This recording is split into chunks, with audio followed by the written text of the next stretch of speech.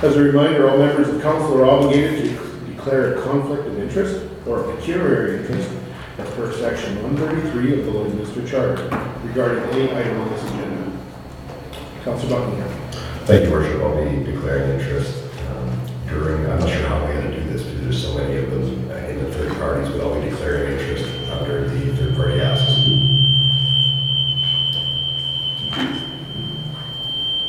Not me, mine's off. Okay. Mine's mine. It's mine. There we go. Thank you, Councillor. So, based on the third party asks, okay, so I believe they will be coming forward as individual resolutions or recommendations, so when they do come forward, if you wish to step out, in particular, you know that... I'll be stepping out during the startup request. Okay.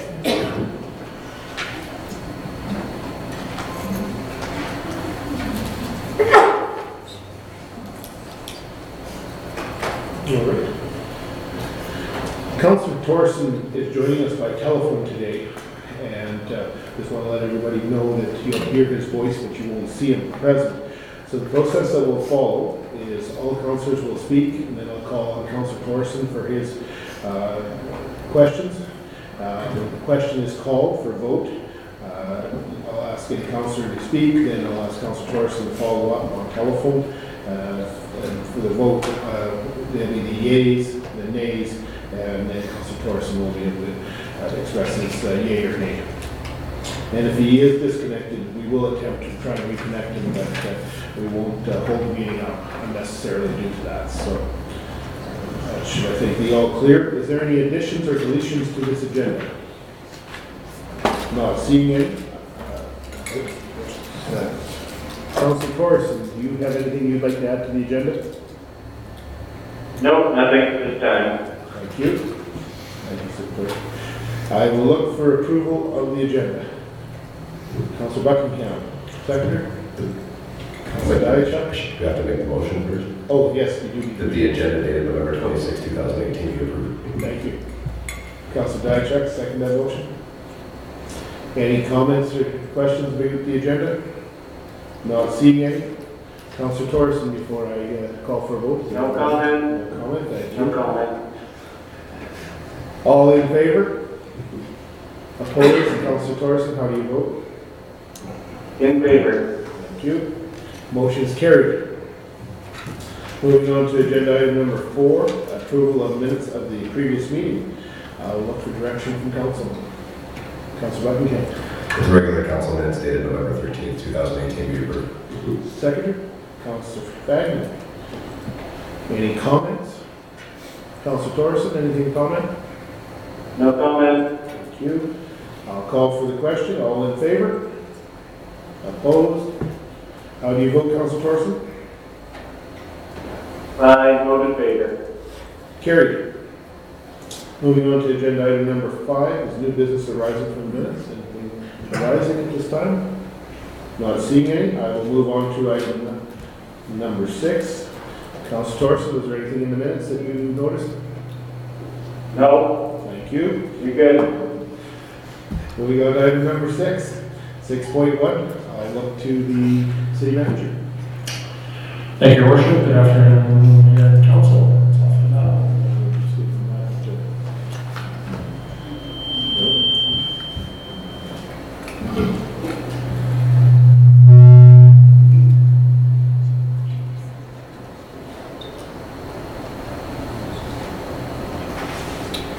Okay, let's try Point that. one, I'll be asking our Chief Financial Officer, Denise McDowell, to present 2019 third-party funding allocations.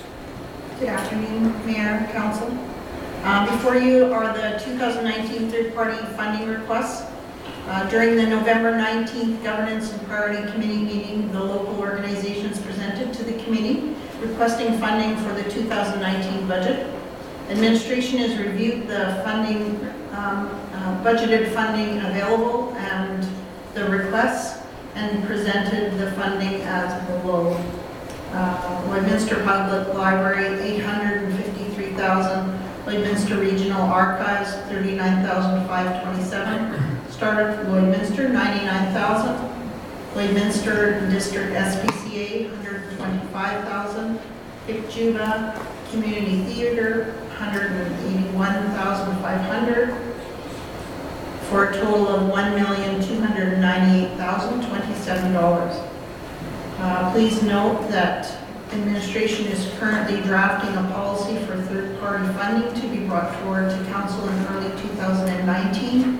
This policy will provide qualifications for funding applications and ensure that there is an accountable and transparent process to distribute monies to qualifying nonprofits. There is an increase of $205,608 from 2018's budget. And with that, council has the following options: to approve the 2019 third-party funding as outlined in each separate motion above, or to request administration to bring back further information on the 2019 third-party funding, which would delay the approval of the 2019 operational budget. So with that, I will go to the first motion. Above? Do you want me to read the motion for you? Please, the recommendation that's being made. The council approved the Lloydminster Public Library 2019 third-party funding in the amount of $853,000. Thank you, Chief Financial Officer.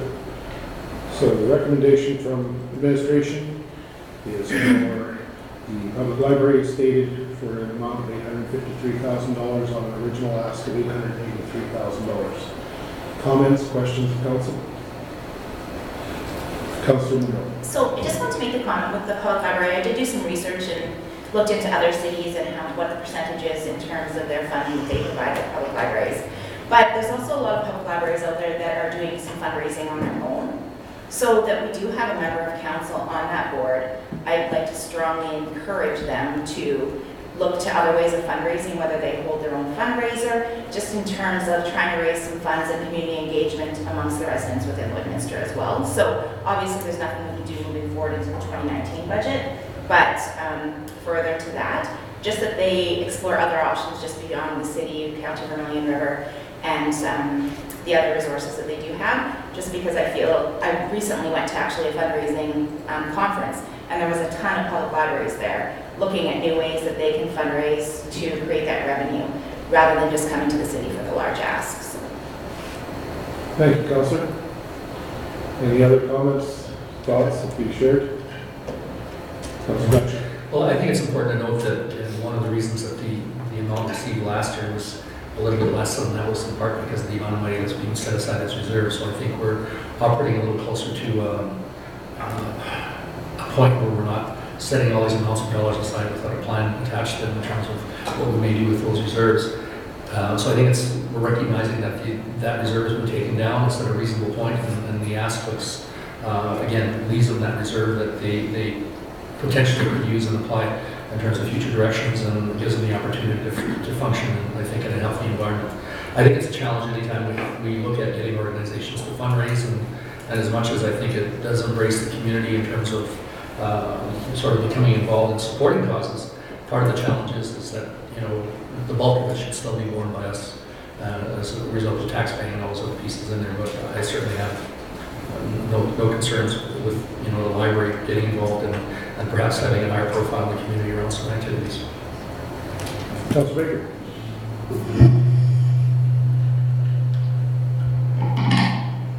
Thank you, Worship. I think you got to keep one thing in mind. One thing in mind when you're doing the library. This is a mandated service. The provincial government has lots to say about how our library runs and how it's funded. And as much as we'd like to run it like a lot of volunteer organizations in the city, we do have legal obligations. And probably, and I know it's been suggested in the past, we find the right people that could go out and start a foundation for the library. At one time, there was a push on to do that. But just keeping in mind how it has to be structured to to meet the rules. And I'll defer to the city manager. I have it wrong here, but, okay, thanks.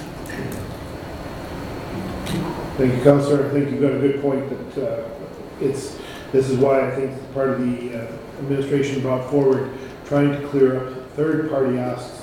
What is a true third party? And I think that's a challenge because the city has an obligation for library. That's a municipal obligation as you outlined, and I think that looking forward to the budgeting process, I know administration has been looking at it seriously and will be bringing something forward in 2019 to help deal with that, because when you hire a city-owned facility, yet at slightly arm's length from the city, even though we have Council Torson sitting on the board of directors for the library and a representative from the city, it has its own set of books, its own operations from that perspective. So it's what I call muddied waters is the best description I have, because it's confusing for people. The city is responsible for the library, even though we call it third-party ask. We backstop the library. If there's a surplus, well, that's great. At the end of the day, to their budgeting process. So I think it's a process that we'll continue to work through. And going forward again next year, it'll be slightly different and hopefully a bit of an improvement. And again, as I appreciate council noting that mics are being just fine-tuned as each person speaks. So please continue to speak. We'll tune those mics accordingly and appreciate people's patience on the other end if there's a little backfeed. Any other comments on the library? I'll turn to Councillor Torson. Thank you, Your Worship. No, I'm not deaf yet from those backbeat there. Can you guys hear me okay? Yes, we can. Okay, perfect. So I was just going to say, as far as this third-party ask for the library, I'd like to thank the library for, following with some of our direction the past year. We did squeeze funds from them because they were being used in a way that we didn't feel was appropriate at the time. And they waited a year and got through the squeeze, really well and managed their funds well. And if all city departments had to take, a little bit off of their budgets at the end of the day to try and get us to the point that we were trying to get to. So, I think this is an appropriate funding ask at the end of the day. Whether or not, a library is a municipal function or not, I guess that's a different debate, but as far as this $853,000 goes, I think it's an appropriate number based on the economic times and what we're trying to do in the rest of the city. And I also think that it's fair that it's going back up to a number that's closer to their prior ask, because last year was a conscious effort to squeeze some of the funding from them. That's all. Thank you, Councillor. Any further questions? Comments? Not seeing any. I'll look for council for direction and recommendation. Councillor Dutch. Council approved the Lloydminster Public Library 2019 third-party funding in the amount of $853,000. I'll look for a second. Councillor Fagman. I'll call. Is there any further questions or comments before I call for the question? Councillor Torson. No. All right. All in favor of the motion? Opposed? Councillor Torson, how do you vote? In favor. Carried. Back to the Chief Financial Officer. The second recommendation is that council approve the Lloydminster Regional Archives 2019 third-party funding request in the amount of $39,527. Thank you. Discussions or comments? I'll just chime in. I know that the regional archives provides information like no one else in our city because they are the keepers of a great deal of knowledge and value. Certainly, the volunteerism that goes on in that group far exceeds the 2 part-time paid staff members. Certainly, there's discussions, and I know there'll be discussions going forward in the next year how we can work with the regional archives, because certainly they're looking for trying to be somewhat and somehow a process to ensure that that information they've gathered continues to last for basically perpetuity, and ensuring that there's good stewards of that information, because as we heard during the presentation last week, the city does access that information, even though it was city information that's been stored at the archives. So I think it's a very important piece of our community. And it's just a matter of how we move forward with it after this year, but I think the board is very cooperative. Councillor Fagan sits on that board. They certainly, they're looking to the future and trying to plan, and I appreciate that. I think that's very important. Any other comments from council? Councillor Torreson, do you have any comments? No comment at this time. All right. I was going to say, Your Worship, that, you know, this is one of those things you don't know what you got till it's gone, and people it's sort of out of sight, out of mind, and there's probably a few people only that are accessing it. But really, they're setting a foundation for years and years ahead, decades, for where people can have access to the history of the community. And the valley today will do nothing but grow into the future, where people will, when the city grows to whatever size it will be, which will be larger, and we know that, people will have an understanding of what the history is, and this organization is taking care of that for us. And I know of nobody else that's doing that for us. So I think it's important to make sure as a city we preserve our history and the people that have worked hard to develop it. And this is actually the amount I believe they're asking for is reduced from the year prior as well. So I think it's one of those no-brainers. Any further comments? Not seeing any, I'll call for direction of council on the recommendation. Councillor Buckingham. The council approved the Lloydminster Regional Archives 2019 third-party funding in the amount of $39,527. Look for a second. Councillor Baker. Any further discussion before I call for the question? Councillor Torreson, any comments? No. With that, I'll call for the question. All in favor? Opposed? Councillor Torreson, how do you vote? In favor. Carried. Thank you.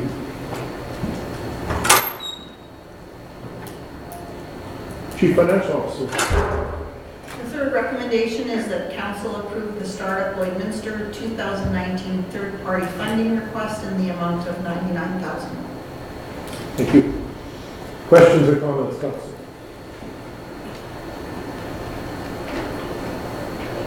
We just noted that the original ask was $110,000, and I believe that as we had asked the city to go back, look at budgets, that we tried to be fair across the board, depending on allocations and resources. And Startup Lloydminster has certainly been an important part of our community, and continues to be an important part of our community. But at the same time, I think that trying to show a little bit of restraint and working with in their organization, hopefully they can make their books balance too accordingly, because they are a non-profit organization that is funded by various funding streams. We are just one of those funding streams, but certainly we want to encourage the work that they're doing. The opportunities for entrepreneurs in our city are important. Continue to help develop business as well as assist businesses that are started, be it young or old. There's always value added in enhancing those businesses, so I think that they do provide a very necessary part of our community. And again, being that provincially and federally funded, we don't know where they lie, but this will give them a good base, I believe. Councillor Fagan? Yeah, and just add to that, when we take a look at the total amount that they're asking for, over the years they've been in between that $300,000 and $400,000. So it just shows that they are becoming established and certainly not a burden on the taxpayers. It's nice to see them getting some ground and moving forward. Any other comments, Council? Councillor Torreson, any comments?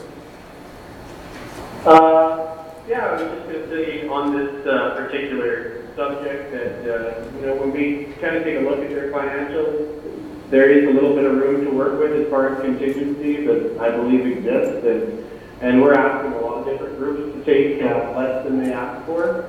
Not everyone's getting everything they ask for, and it's, kind of based on needs that these decisions are made, and based on the information we have, I think that we're taking the right approach here.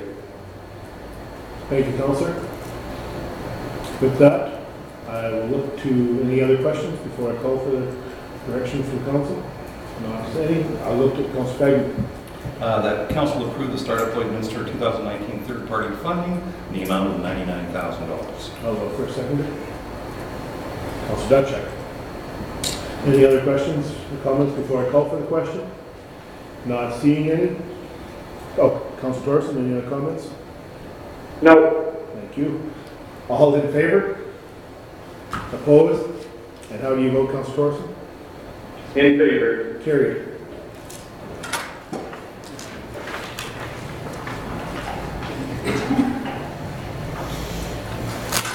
Chief Financial Officer, if you carry on, please. The fourth recommendation is that council approve the Lloydminster and District SPCA 2019 third-party funding request in the amount of $125,000 distributed in two separate payments, $85,000 being distributed January 2019 and the remaining $40,000 to be dispersed contingent upon the completion of conditions outlined in a letter from the Office of the City Clerk. Thank you. Comments, questions? I think this is another one of those asks that was received that with a higher ask of $144,258 of City Council. And I think that in discussions with administration, again, the SPCA has gone through a little bit of transition currently, but at the same token, we feel that it's being as fair as we can be. The SPCA provides a service to the city in not one fashion, but more than one. Namely, we have the pound keeper agreement that is provided for a fee for service that the city provides, but additionally, the city has supported them in the past as a third-party ask to help maintain their operations. I know we've heard from the president of the SPCA that they will be undertaking some change, certainly some fundraising. And again, we've got some conditions that we believe will be of interest for both the taxpayer and the SPCA to ensure that, again, good value is received for that money that's provided by taxpayers. Other comments? Councillor Thorson, do you have anything that you'd like to add? Yeah, sure. Just on the SPCA one in particular, I think that this is an appropriate approach based on the information we received. No one wants to discount the incredibly important work that the SPCA does for our city. At the same time, though, we have to be conscious of the fact that we are stewards of taxpayer dollars and that we want to make sure we're spending it on the right things, and part of that is accountability. So, the presentation we received referenced some reorganization that is happening to try and make things work and get cost of care for animals down to a more reasonable level, let's say. So by doing this, we are helping in a way, although you're making, so we are helping get to the point where that last bit of money, helps push everyone over the line of getting to that point where the organization is in a better spot for years moving forward. So I think it's a good approach to do it this way. All right. That's all. Thank you, Councillor. Any other comments? Not seeing any, I'll look for direction from Council regarding the recommendation. Councillor Batcha. The Council approves the Lloydminster District SPCA 2019 third-party funding in the amount of $125,000 dispersed in two separate payments, $85,000 being dispersed January 2019, with the remaining $40,000 to be dispersed contingent on the completion of conditions outlined in the letter from the Office of the City Clerk. Seconder. Councillor Daigle. Any further discussion? Not seeing any. Councillor Thorson.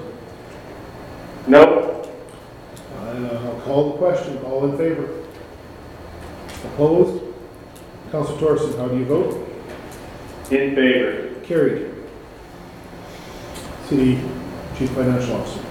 The final recommendation is that council approve the Vic Juba Community Theatre third-party funding request in the amount of $189,500. Thank you. Comments, questions?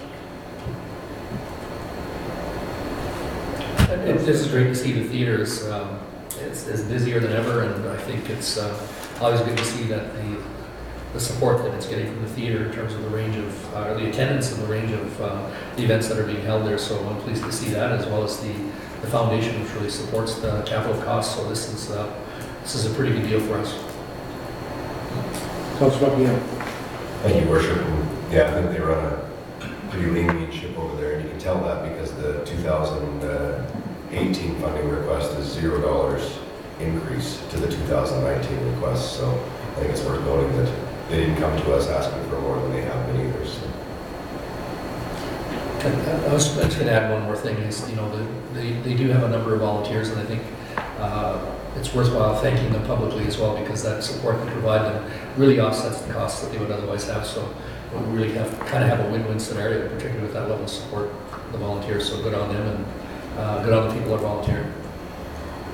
I'd like to add to that, certainly that they have undertaken fundraising themselves as well, and identified that very clearly as a team from the board and the organization that supports them, the volunteers. And I think that speaks again highly of trying to be respectful of the community dollars that goes into it. It is a community theater, in essence, owned by the city, working with the partnership with the Lakeland College.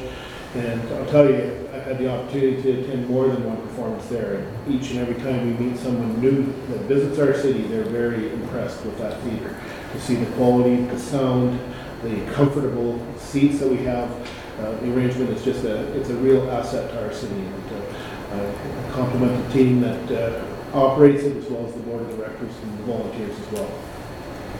Any other comments? Councilor Torson, would you like to add anything? No, thank you. Okay. This time, I'll look to council for recommendation. Councilor Buckingham. The council approved the Victory Community Theater third-party funding in the amount of $181,500. Seconder. Councilor Dudchuk. Any further questions or comments? Councilor Torson. No comments, thank you. With that, I will call for the question. All in favor? Opposed? Councilor Torson, how do you vote? In favor. Carried. Thank you, Chief Financial Officer. I just wanted to make sure that we do note there was additional third-party asks, and it was they were seriously considered and reviewed by administration. From the perspective that certainly we'll be addressing some of the parties further in potentially, but at the same time, the city does deem that it's a challenge to try and meet everybody's needs, and try to do the best that we can do based on the economic situation of today, and go from there. So I just wanted to make note of that. Thank those third-party asks again for coming forward with their presentation. Moving on to agenda item 6.1.2, please, City Manager. Thank you, Worship. Before you is subject matter is the 2017 federal budget implications, and so the issue effective January 2019, mayor and councilors' full salary will be subject to income tax. The addition of this tax change may create additional fiscal challenges for those holding public office. So the background, administration has reviewed the impacts of the changes to the tax rate enacted, scheduled to come into effect on January 1st, 2019, and is recommending the budget be adjusted to negate the effects of these taxation changes. Administration has conducted a review of municipalities across Canada, and most of them are increasing, most if not all, are increasing the gross income of members of council in an effort to offset this taxation change. In 2017, the federal government's budget changed the income tax rate for municipal mayors and members of council. Previously, the income tax rate was applied to only 2/3 of the mayor's and councilors' salaries and honorariums. This was done as a measure to offset costs associated with holding public office, as well as an acknowledgement to individuals who contribute to building communities. There has been significant advocacy done on this issue from our provincial, federal organizations like FCM, SUMA, and AUMA, but have been met with very little success. Effective January 1st, 2019, mayors and members of council's full salaries will be subject to income tax. The effect of this reduction is a reduction to the monies paid to council. There is an example shown below in terms of a salary based on $40,000. After reviewing the financial impact of the salaries and honorariums, administration is recommending that the $35,100 be added to the 2019 operating budget. This will offset the impact of this taxation change and ensure that the federal government's change to the taxation does not have a negative impact on monies paid to council in the form of salaries and honorariums. In addition to that, administration is preparing a new council remuneration policy which will be brought forward in 2019. This policy will recommend the establishment of a review committee made up of citizens to evaluate and establish remuneration rates for mayor and members of council. So the options you have today, the council direct administration to make the appropriate adjustments to ensure that the mayor's and members of council salaries and RMs remain unaffected as a result of the changes to the federal income tax rates scheduled to take effect January 1, 2019. Or the council direct administration to not make adjustments to the salaries and honorariums. Or the third, that council requests more information which could delay the decision by council, which may result in a reduction in salaries and honorariums. I pass it back to Mayor. Thank you, City Manager. Comments, questions? Councilor Batchor. Councilor Baker. Your worship, if I may, through the finance department, at the end of the day, the budget for council has gone down. Is that right? The overall budget is less than it was last year after this adjustment. After this adjustment, we did adjustments to the internal rent to move them into separate costing areas. And so because the internal rent was moved out of that area, it is resulting in a $65,000 decrease to council. Net 65. Yes.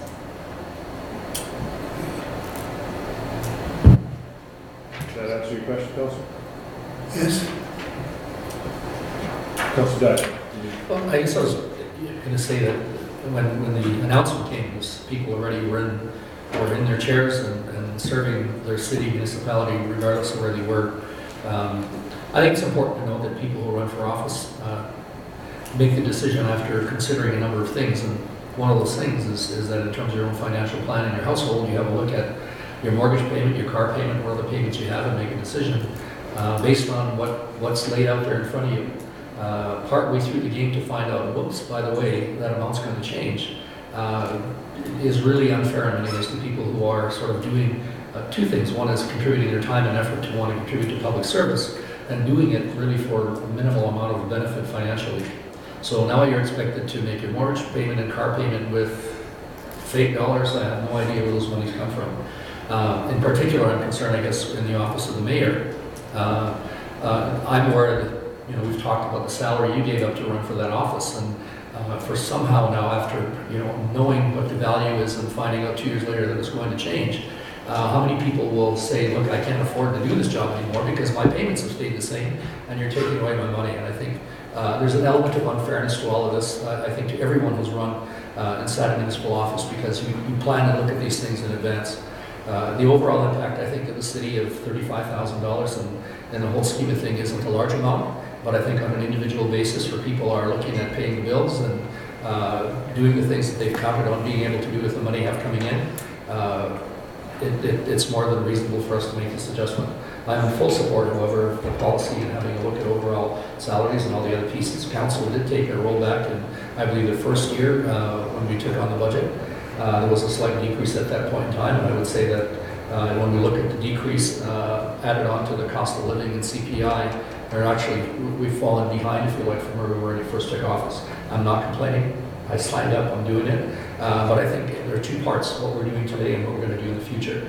For people to look at this and say, you want me to do what for how much and how much time I invest, I think there has to be an offsetting balance so that people can see that they can't have sort of a balance between the work and the time commitment they're being let off on a part-time, half-time, whatever. And I can tell people that if they think it's half-time, it's probably a little bit more than that, and we can sit and talk about the hours.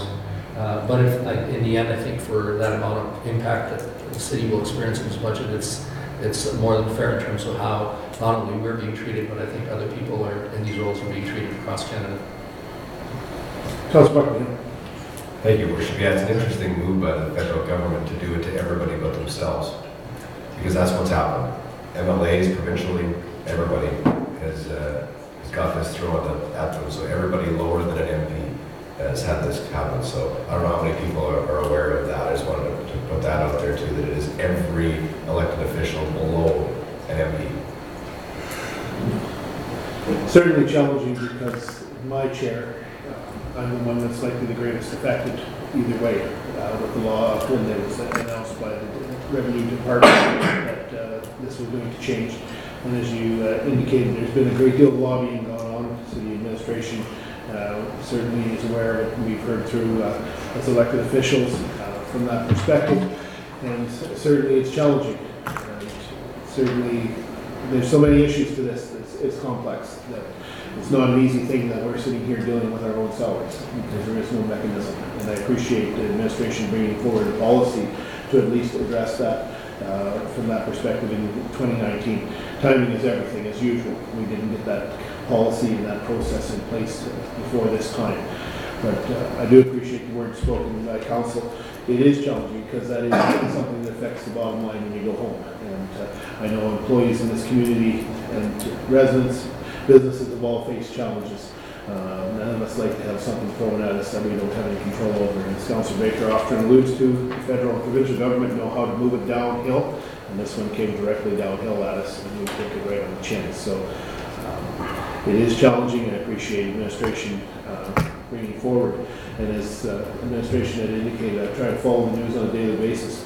This has been dealt with at every municipal council, from city to the smallest village in Canada, across the board into the territories. Everybody's been dealing with this very same issue. So it's not just an isolated one-shot deal for us.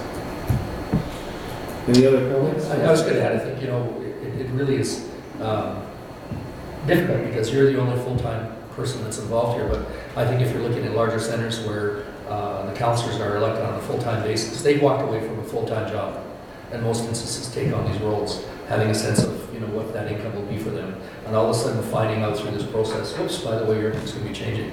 So we're part-time people on 6 of the 7, and really the biggest impact is yours. But I don't know how well this has been thought through when you look at larger centers where there are people that are walking away from work, taking leave to take this role on, and finding out halfway through the game that, oh, by the way, we're now going to reduce your salary by this amount. It just seems unfair and not very thoughtful. Can't agree more. Any other comments? Councillor Thorson, I'll turn it to you. Thank you, Your Worship. Yeah, so what I look at this, there's another way that this ought to be framed, and really it's City of Lloydminster Council keeps remuneration the same despite costs being thrown at the city by the federal government, because that's really the story. Yeah. No one's getting a raise. We're getting the same amount of money, and the federal government has pushed additional tax that has to be remitted by the City of Lloydminster on the taxpayers. Absolutely. That's all. That's the only way I see it, because that's just, I understand that the impact is worse on some than others, but at the end of the day, it's the federal government's decision to push additional costs onto municipalities, because you can't change the rules of the game this far into it. Yeah, and that's the challenge we face, absolutely. Any other comments? I'll look to council for direction on the recommendation. Councillor Fegman. That council direct administration to make the appropriate adjustments to the 2019 operating budget to ensure that the mayor's and members of council salaries and honorariums remain unaffected as a result of the changes to the federal income tax rates scheduled to take effect on January 1st, 2019. Seconder, Councillor Diachak. Any further discussion? Councillor Thorson, anything you'd like to add? No, nothing to add. Okay, with that in mind, I will call for the question. All in favor? Opposed? Councillor Thorson, how do you vote? In favor. Carried. Moving on to 6.1.3, City Manager. Thank you, Your Worship. We'll ask our Chief Financial Officer, Denise McDonald, to present Budget 2019, 6.1.3. Chief Financial Officer. Thank you, Your Worship. Administration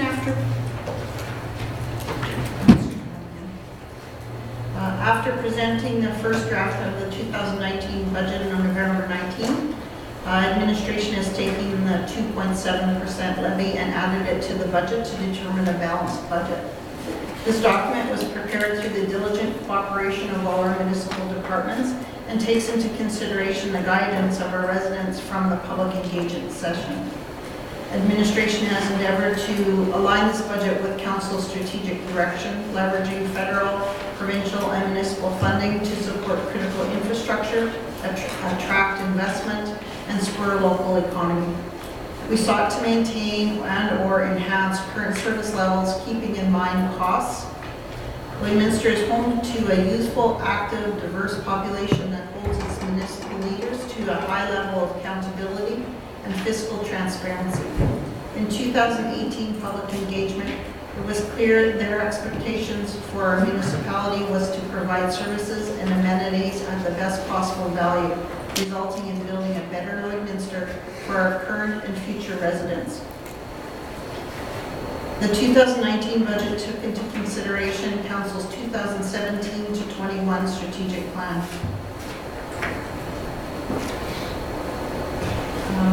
The timeline for the budget process started in June with the departments taking a preliminary look at their costs. July and August, the departments reviewed their business plans. August and September, the community engagement occurred. In October, departments presented to the executive leadership team, and November 19, administration presented the first draft to the GPC. Today, we have the second draft for Council's approval. Should Council be accepting of this budget, a resolution can be passed. However, should Council wish to delay it further, Council needs to ensure that it does pass a budget before the end of the year. Guiding principles. These are our guiding principles. To deliver a balanced budget, we are currently required by legislation to have a positive balanced budget, excluding amortization costs. Maintain and/or enhance our service levels. Ensure that we have lean and effective operations with regards to costs. Try to enhance reserves and capital replacement plans and align with the strategic plan of Council. Community engagement occurred. The first one was held July 12th with the pancake breakfast and jelly bean survey. August 20th to September 14th, we had an online survey.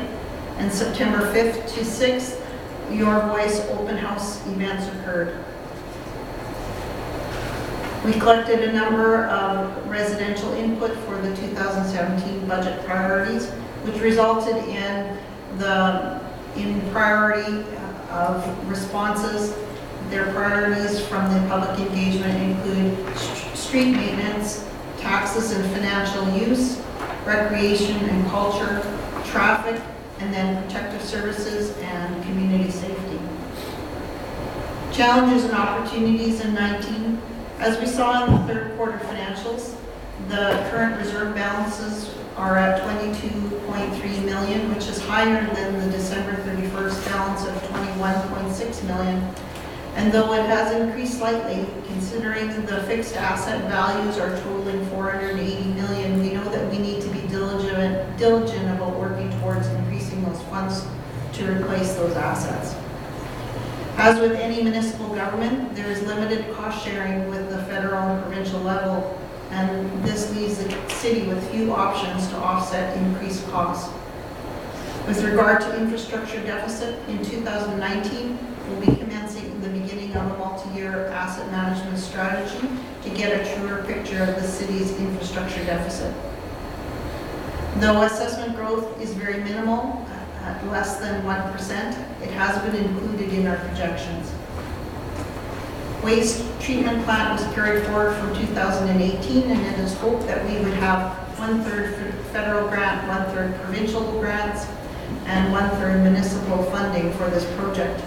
It will be at least a 3-year project from the commencement of construction. 2019 is the first phase of this project. Winter road maintenance, Council and Administration have heard residents' wishes to enhance winter road maintenance and are exploring strategies to provide improved service values. Public safety, the city anticipates a significant cost increase to support the new fire service requirements.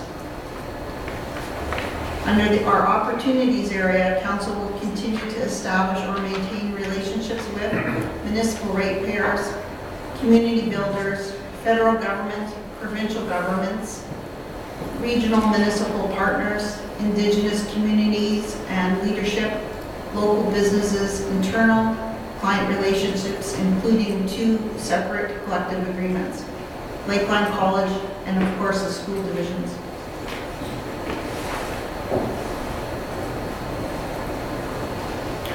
For operational highlights, on November 19th, administration had proposed a 2.7% increase in taxes levied over 2018. With council's direction, administration has calculated the 2.7% on both the residential rate and the commercial rate and added that revenue as a tax revenue in order to present the budget today as a balanced budget. In addition, building maintenance has been distributed to facilities so that it is a zero costing center as we proposed on November 19th. Therefore, there are many shifts within the budget as 3 facility costing centers have been established. City Hall is placed under the city manager's department and the executive leadership team for general governance. RCMP building was placed under protective services, and the operations center was placed under roads for transportation areas. This will need to continue to be worked on to distribute the costs more fairly. However, it is a start in the right direction. This budget takes into consideration that the downtown bid tax levy will be removed, a $145,000 reduction. Lloydminster Golf and Country Club will be moved in-house to gain cost efficiencies. This budget includes inflationary costs to all departments, and note we are currently in salary negotiations with the unions, and we have included new organizational model for the fire department costing approximately $1.1 million increase. Transportation is increased to include 1 full snow removal in addition to the regular winter maintenance program for arterials. Note that 1 full snow removal costs $1.3 million. Stormwater costs, the municipality falls under transportation area, and there is a change in the budget process from 18 to 19 by placing the money collected in stormwater revenue into reserve, and the capital infrastructure drawing from that reserve. While there's no real change in the intent of the stormwater, but a change in the budgeting for the funds results in a variance between the 2 years. Administration increased the contribution to reserves for water by doubling the contribution amount from 2018. There's a proposed increase of Parks and Recreation for $400,000, but it's reduced by the adjustments for the internal rent that now has been implemented. The internal rent fee includes moving the debentures, principal payments from capital to operating. Again, it's just a change in how we're handling our expenses, results in a variance between the budgeted years. Reducing the contribution to the capital program from current year's taxes by $9 million. Note 2.6 of this is to a dedicated reserve and not allocated to be spent in 2019.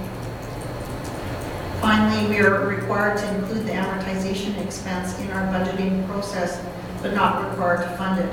Amortization sits at approximately $22 million.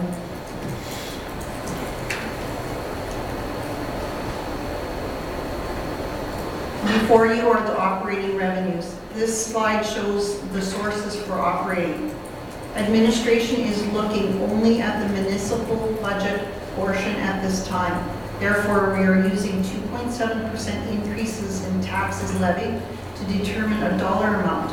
We are not establishing the tax rate at this time.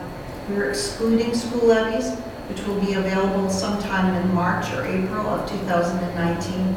So based on 2018 municipal tax rate on 2019 estimated assessment, there's a little over $36 million to put into our budget. This is done simply so that we can show a balanced budget with the revenues included. So our revenue sources include small donations, though we get more than what we've recorded in the budget. We don't typically budget for them in the event that we don't receive them. Franchise fees and concessions are at $6 million. Fine revenue approximately $1.6 million. We have increased the investment income due to longer-term investments.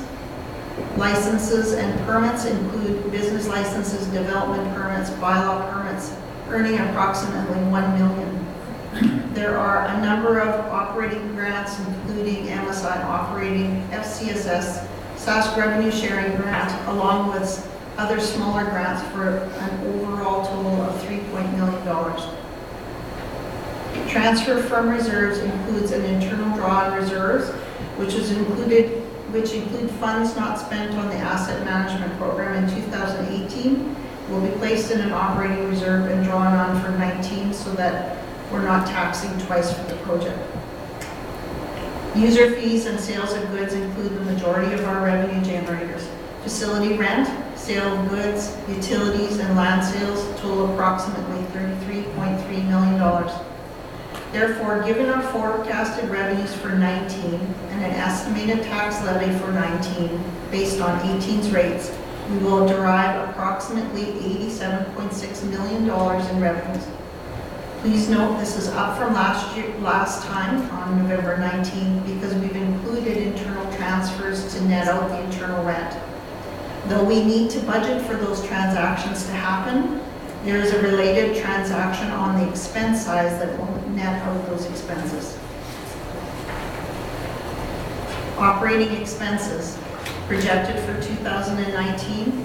So when we're collecting large sums of money, it also comes out of collectibles. And while we have processes in place to reduce those write-offs, we are placing $60,000 in the budget, which is approximately 0.2% of revenues. Bank charges are at $91,190. Contracted services and goods, materials, and repairs are where most expenses fall under the city. Contracted services are up from 18 by a little more than $561,581. Most of that is due to the addition of full snow removal. Goods, materials, and repairs are down from 18 by $604,171. So gaining some cost efficiencies there. Interest on long-term debt is payment on debentures and is down from 2018 approximately $59,104. Principal debt payment is similar to 2018. Salary and wages are at 30.8 million, of which include the new fire model and estimates for the union negotiations. Transfer to capital budgets are the funds from the 19 taxes being forwarded to the capital projects in 2019. Transfer to capital asset replacement reserve is the minimum allowed to replace the capital assets, which is at 2%. We know that it's not sufficient to where we would want it to be, but we need to be careful to increase it without adversely affecting the property taxes. Transfers to stormwater reserve. As mentioned earlier, this is the allocation of the utility bill to cover stormwater, and the revenue covers the operational expenses, then puts the remainder into reserves to be used for capital infrastructure. Transfer to utility reserve has been increased from 18, which was 1.1 million, and is proposed to be 2.3 million for 2019. Transfers to operations, including putting aside funds for operational resiliency, extreme weather, and unanticipated events, results in a liability and anticipated obligations for future. Transfer to land development is the net from land sales minus the cost to ensure land sales are not supporting the tax rate. So those slides were based on functions, and now we'll look at the same information but by service area so that we can see how the net costs are affecting the bottom line. Property taxes, again using the 2018 rates and a very small increase in assessment, will derive $1 million more in revenue for the bottom line. If you recall, on November 19th, administration was demonstrating a deficit of $956,363. Now we are presenting the levy built into the budget. General revenues, budgeted in an additional $571,000 for interest and investment income, and an increase of $225,000 for franchise fees. This increase in revenues will decrease the bottom line to taxpayers. Transfers to reserves and capital program reduces the transfer to capital program $7.6 million while maintaining the overall operational resiliency reserve and obligations reserve for anticipated costs for the future. Note, going forward from here, you're going to see fluctuations because we removed the internal rent calculations out of each individual area and put them in 3 main areas. So City Hall is under City Manager, ELT area, RCMP, Protective Services, Operational Center, Road and Transportation, as I mentioned earlier. You will see reductions in the other variances because of this. Finance will continue to make these calculations a better reflection of the costs of building maintenance, so please be patient as this develops. Note that there will be an increase in total expenses. It is also, there is also a related increase in revenues to support that, but it does not affect an increase to the taxpayers as it nets to zero.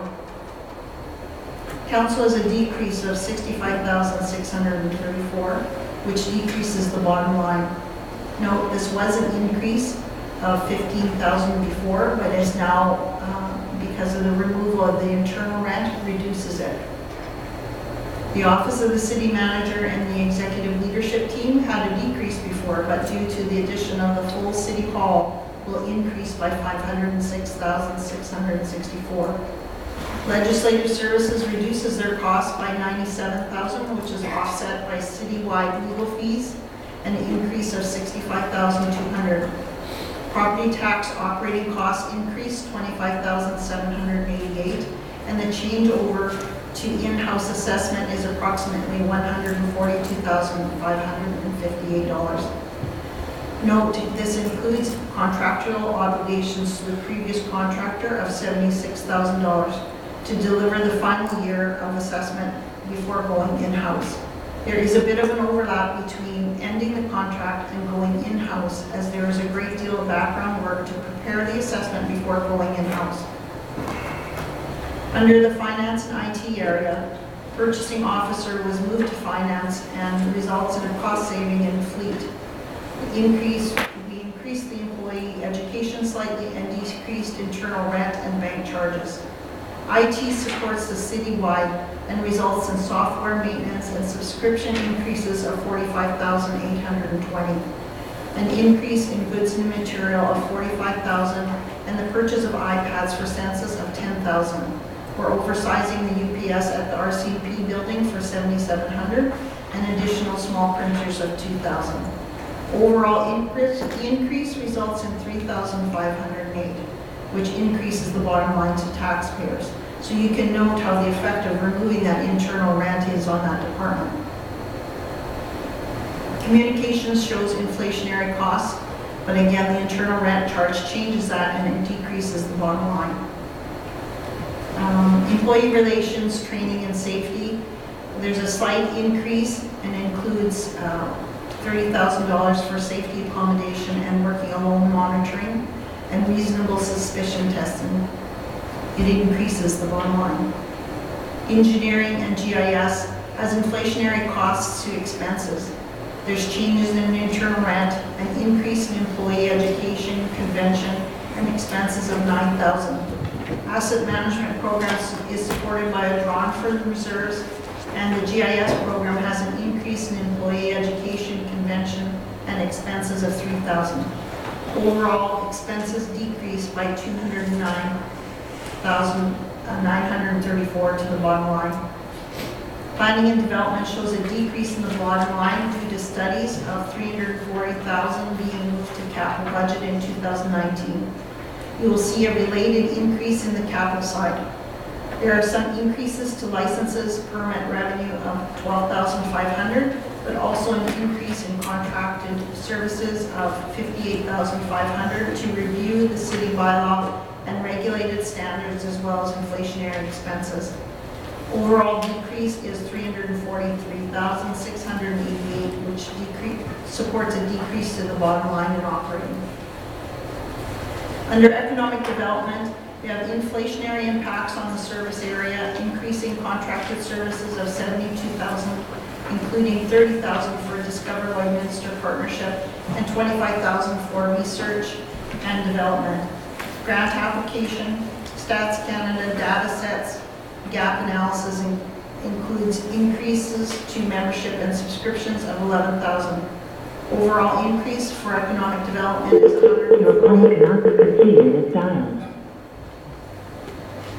Apologize.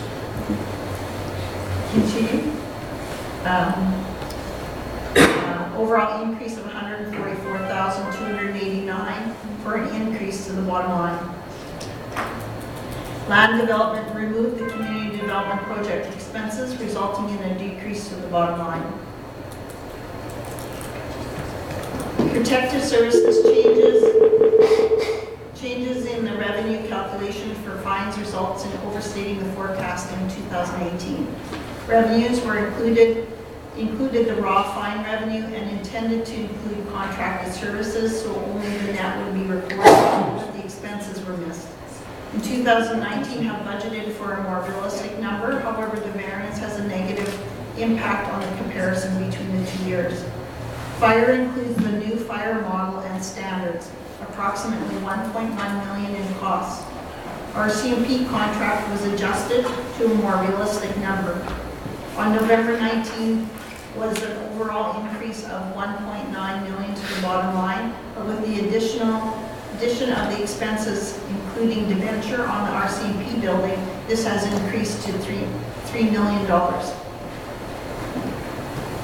Under transportation, we budgeted for a full snow removal of $500,000 on top of the regular maintenance of $262,000.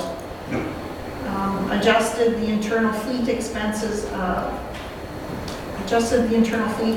to cover their costs to all departments, but have not included a contribution to reserves for fleet replacement. Stormwater included under transportation, and the net of the revenues here are being put to reserves, which are mentioned earlier, impacts the variance between the 2 years as it wasn't put into reserves in 2018. Overall, on November 19th, transportation had a $2.1 million increase to the bottom line, but now when we include the full operation center building costs, the variance has increased to $4.2 million. Water, water, sanitary sewer, solid waste shows an overall, the revenue supporting operations is reduced from $11.7 million to $10.1 million because the contributions to the water reserves has increased from $1.1 to $2.3 million. And that includes the debenture principal of $583,721 shown in the capital in 2018. Even though there's overall revenue, even though this is an overall revenue budget, it is decreased, so it does support a decrease to the bottom line, but not as much as last year. FCSS community programs, the CHIP program is not included in 2019, which results in a cost savings of $45,000. The community programs was further reduced by $47,581 due to internal rent, and results in an overall decrease for that area of $71,525 to the bottom line. Cemetery costings are being quoted to parks, and until we have a better allocation of that staff time, it will continue to be recorded under parks. In addition, there's a decrease in goods, materials, and repairs of $21,000 for an overall decrease to the bottom line of $77,305. Parks and Rec includes the Lloydminster Golf and Curling Club coming in-house for $197,943. The Russ Robertson Arena debenture costs are moved from capital to operating for $133,000 increase. Plant operators take over the spray park, and $50,000 for contracted services for plant maintenance. Overall, there's an increase of $93,940 to increase the bottom line. The original $400,000 increase has been reduced due to the internal rent. Lloydminster Culture and Science Center are anticipating a grant of $30,451 for the MAP salary grant. Inflationary costs and expenses resulting in an overall increase of $93,940 to the bottom line.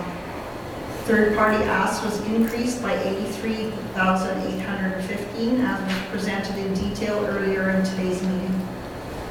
Building maintenance includes debenture payments for $1.2 from the capital budget.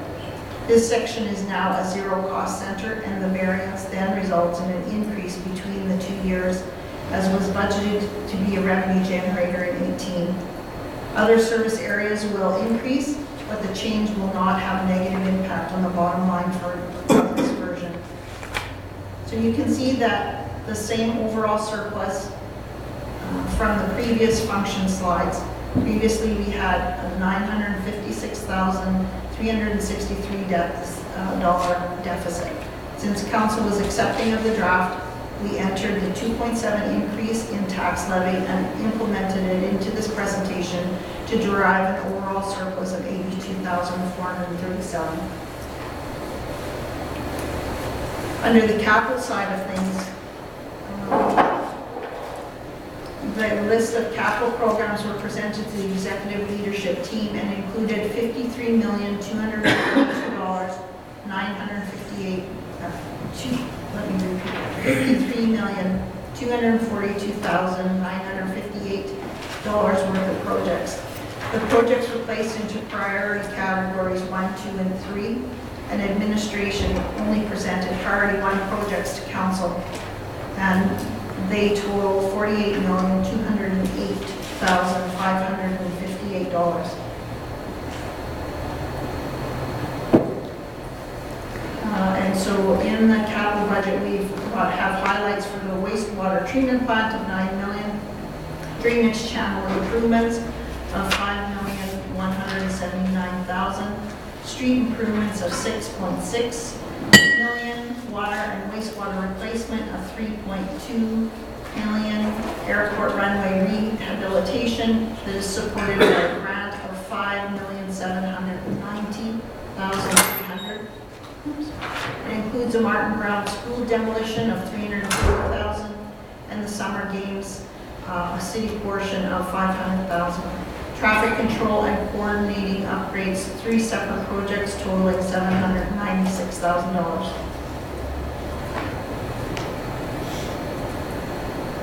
So the capital can be broken down by department into IT, $264,900. Engineering is the bulk of the capital work, $30,227,409. Public safety is $756,933. Transportation services, $7,552,274. Environmental services, $2,988,323. Parks is $422,000. Land development, $950,000. Recreation and culture, $3,645,119. Administration, $120,000. Planning and development, $390,000. Economic development, $350,000. For the total, $48,208,958. A total capital list in detail has been put on the website and is available there for the public to review. So the next area shows our funding sources for the capital projects. So you can see that we have $22,332,547 of capital grants coming in. Prior year's funding, so it's money that was allocated in prior years, it will be placed in reserves and brought forward, so we're not taxing twice. Land sales, $936,240. Equipment trade-in value of $50,000. Other sources of $315,000. Transfer from operating revenue, so that's property taxes from 2019 being allocated to the capital budget program. Water reserves, $2,360,636, and storm sewer reserves of $1,685,936. Giving us a total capital revenues of $51,233,465.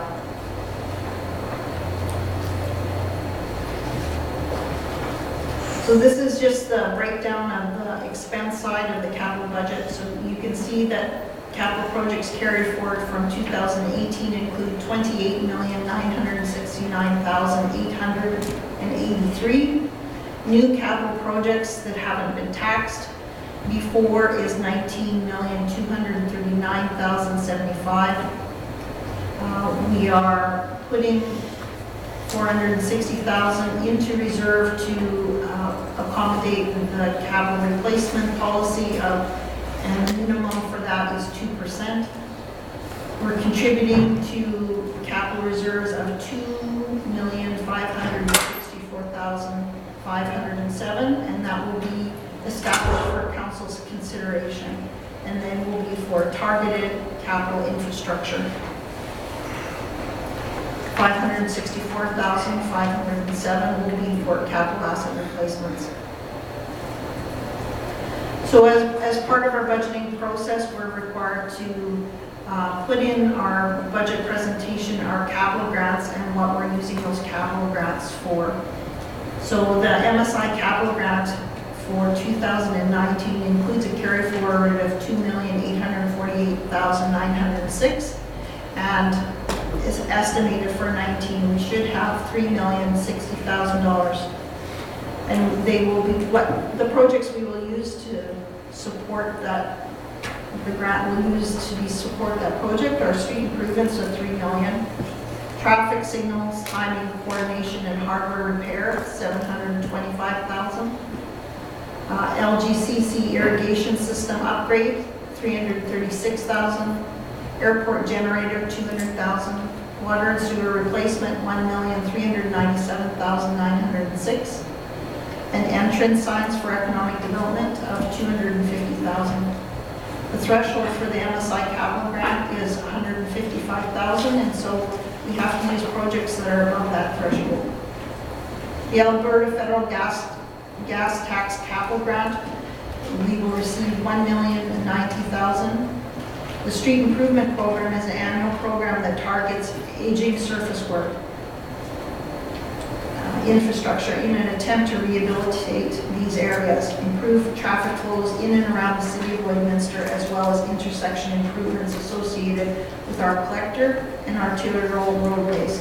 The Street Improvement Program is typically divided into 3 parts: street and intersection improvements, asphalt trails improvements, and concrete sidewalk improvements.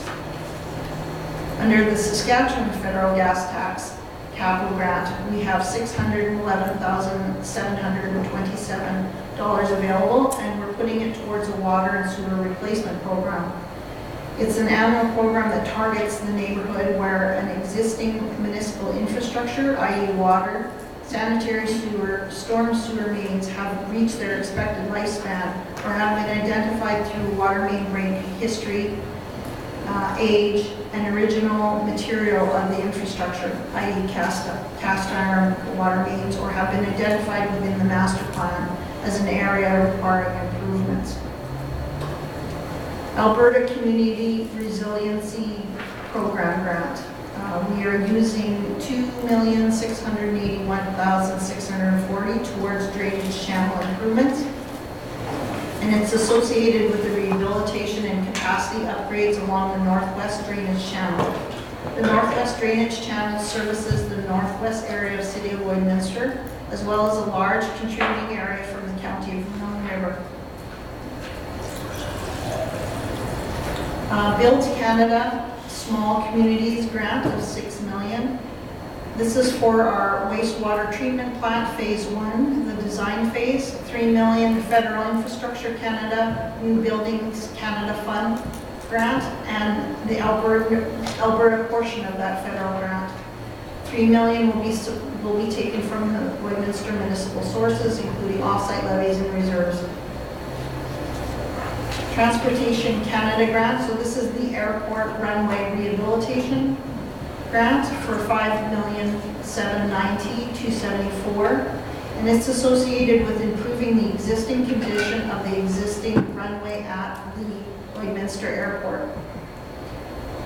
It's reached its expected lifespan, and it is in need of repairs to continue to promote safe travel to and from the City of Lloydminster Airport. The program will consist of localized asphalt concrete repairs, upgrades, and asphalt concrete pavement overlay on the runway.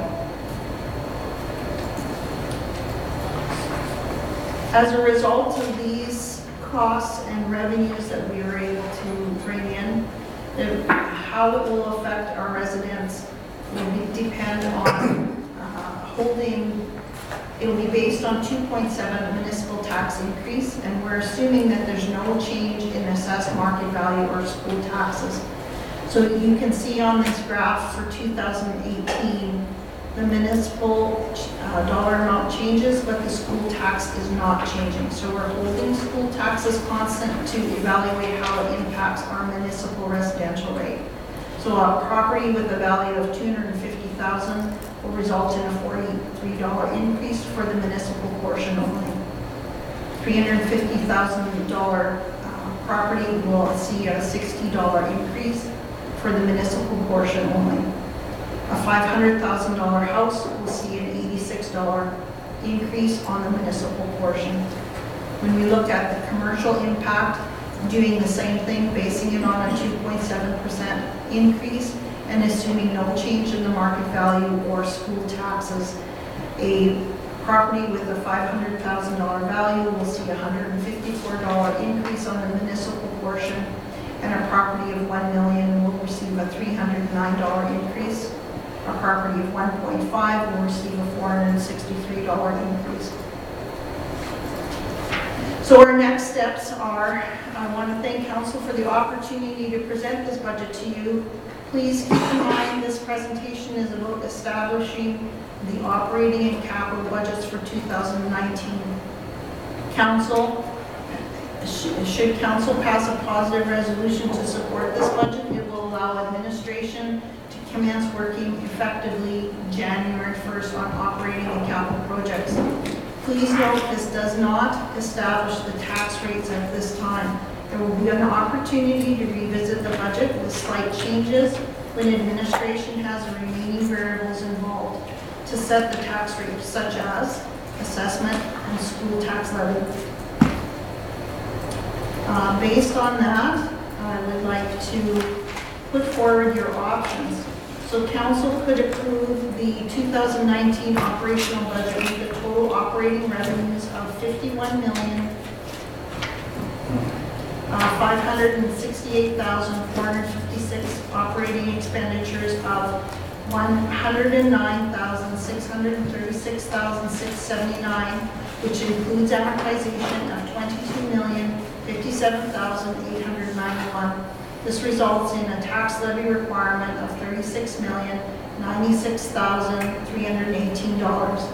And the 2019 capital budget, which has a total capital revenues of $51,233,465 to support total costs of $51,233,465.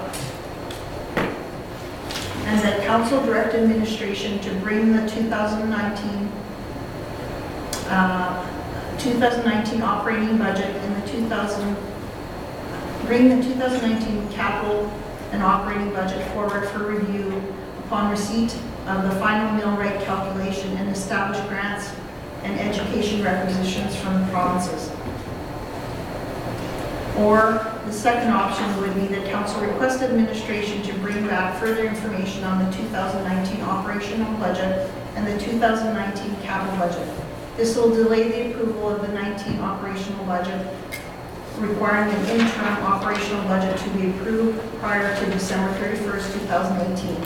Council would be required to approve the 19 budget prior to December 31st to ensure compliance with the Lloydminster Charter. Thank you, Chief Financial Officer. Questions, comments? Councilor Dutch. Thank you very much. That was more than a mouthful. It was, Yeah, lots of it numbers. was a lot. How's your voice? Before we go too deep into discussion on these, one of the things I want to acknowledge is that Denise, the work you and your staff have done in sort of pulling this together, and I know that people outside of our context here have no idea the amount of work that's gone in, considering the fact that you're closing off one budget on an old system and starting a new budget on a new system and trying to make sure it all happens and it's all put together. So thank you very much for that, and I think you need to know that's appreciated, and where we're at with the presentation and numbers, I and the detail we have today has come a long way since we started this process. So good on you, and thanks to Dion and all the key people involved in this process. So I think, the guiding principles at the end: balanced budget, delivered; maintain good service, delivered. You maintain the service. In fact, we've added the snow clearing, 1.3 million. We looked at adding the unionized fire department, 1.1. You see the added services, BRCP. Enforcement is part of it as well. Lean and effective service. I know that, through the discussions we've talked about, do we have the right number of people? And that's an ongoing piece that I think is always in front in terms of all that you do. Reserves and assets, asset management. Absolutely, we see the beginning of that, and I'm really pleased to see that we now have contributions that are set aside for projects that are in the future. I know what we've heard is that there are a lot of discussions about potential projects that have been discussed with no action, and the amount may not be the biggest, but we've at least set it aside and started that process to begin the planning and begin the process of looking at other projects that are out there. And finally, aligning with our strategic plan, and I think, again, it's spot on, it all fits in there. So I think what you've delivered, and in the end, where we're at relative to the 2.7%, and I think it's a job well done. We're at a point where we're not going to go back to the ratepayers and ask for as much as we did last year. And I know that there are people that are still hurting today relative to it, and when I hear about it, I think certainly with what you presented today and what's been delivered within those 5 guiding principles, I think is fair value for our ratepayers. So I'm in full support of this budget. Thank you. Councilor Buckingham. Thank you, Worship. I'll start by echoing the thank yous to everybody that put this all together. I think it's a whole lot different than we were sitting a year ago today, which is all onward and upward, so that's good. Just that one question I heard you throw a number out that kind of caught my attention. We budgeted for a full snow removal. I wanted to make sure people were clear. There's a snow clearing and there's a snow removal. This is a snow removal. But the number that I heard, I think, is different than what I originally heard. I wondered if our executive manager of operations could tell us what a full snow removal costs the city. This isn't just normal maintenance, this is when we come in and do a full removal. Thank you, Worship.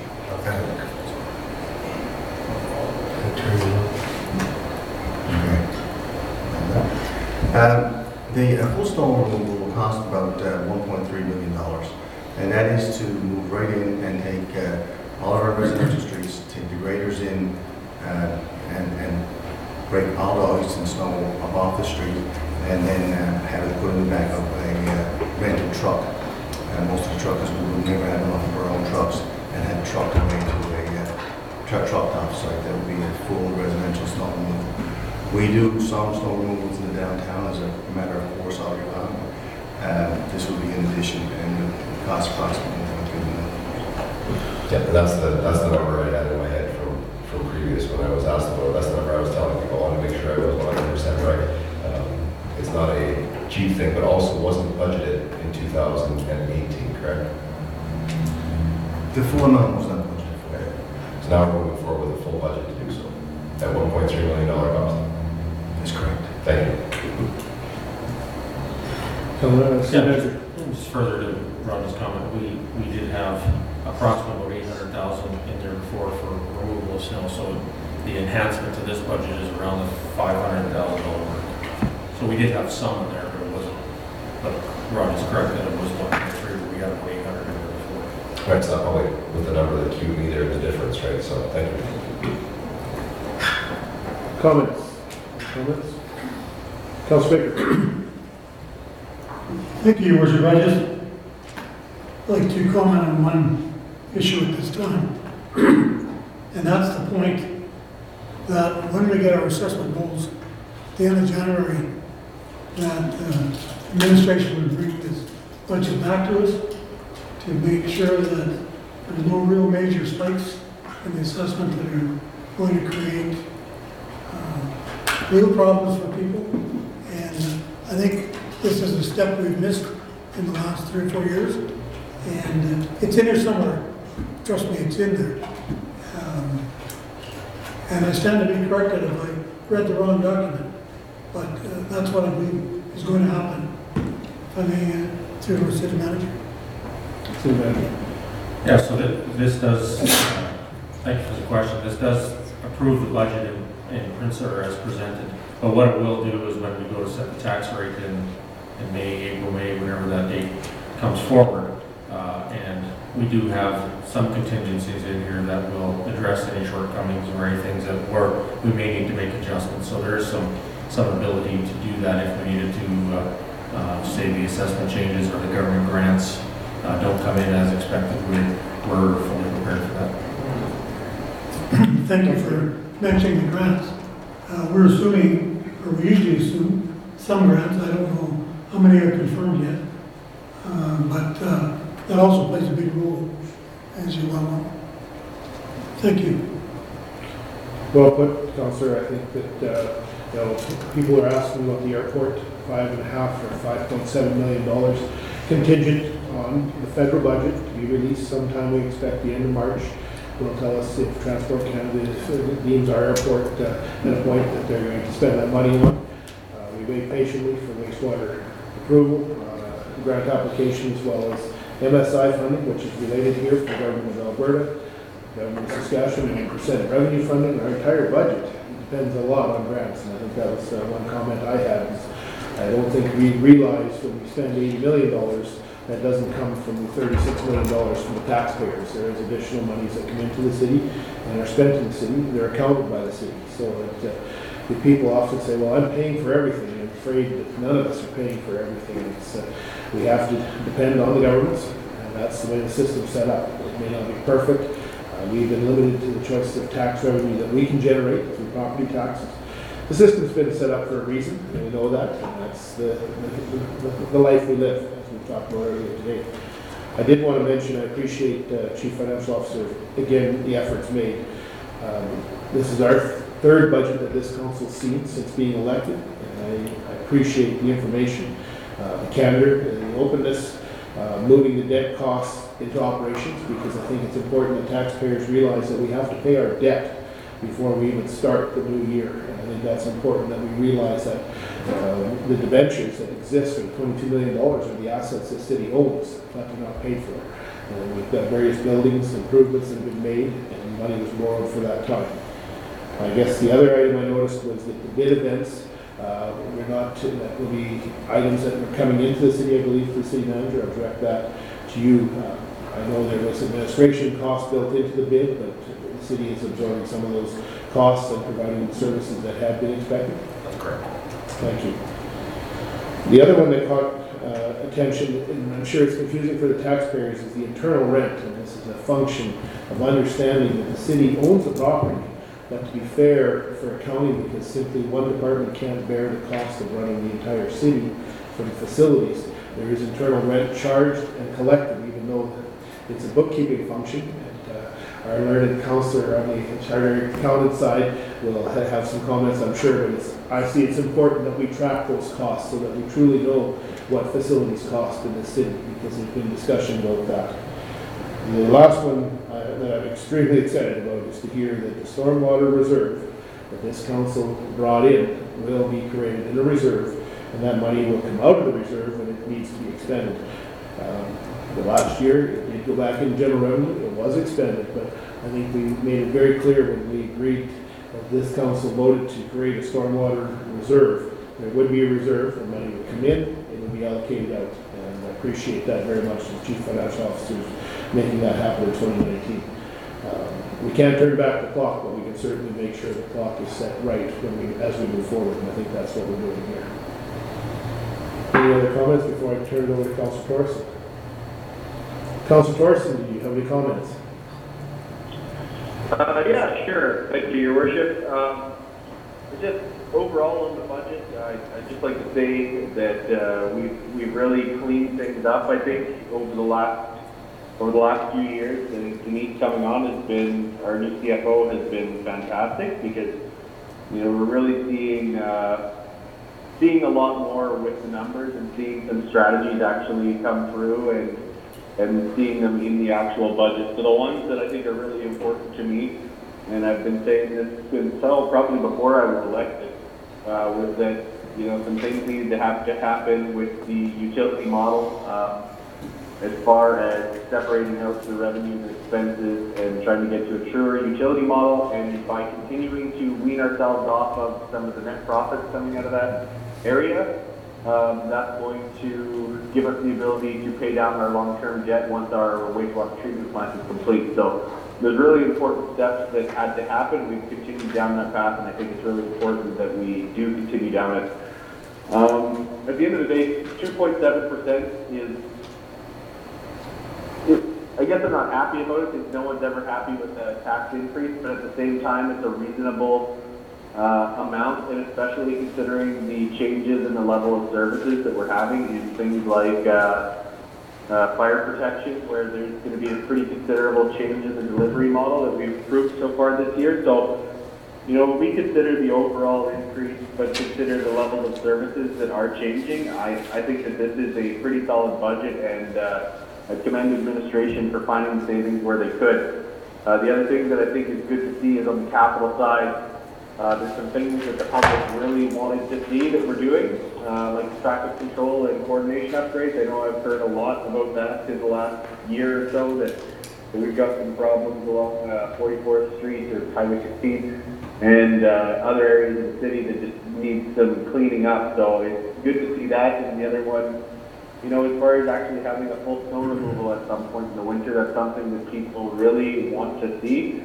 And now we're able to provide them with more or less the cost of doing that. And it sounds as though that's, you know, something that people want to put through and do, and especially because the overall dollar increase to the average household, that kind of thing, is not that significant. I think the higher level of service that we're going to be able to provide is going to offset that increased cost. So the other thing with capital that I thought was important to note is that we're going to do as much capital as we could actually handle for the year, and that's not to discount the hard work of what people were doing. There were some different strategies apparently taken internally that led to not everything getting done, and it's a bigger project, but it's still good to see that we are taking on hopefully as big a bite as we can chew, and we're not taking additional tax dollars that we don't actually need in the current year. So, and then, you know, contributing to reserves is huge. That's something that when we came into this role, we had essentially nothing, and we're getting to a point where we have some dedicated reserves for specific things, and having reserves that we can start building towards the future for new community development items. So I think it's really good. And as well as one other point is just on economic development. I think we've been kind of in the downturn for the past few years. I think it's incredibly important that we start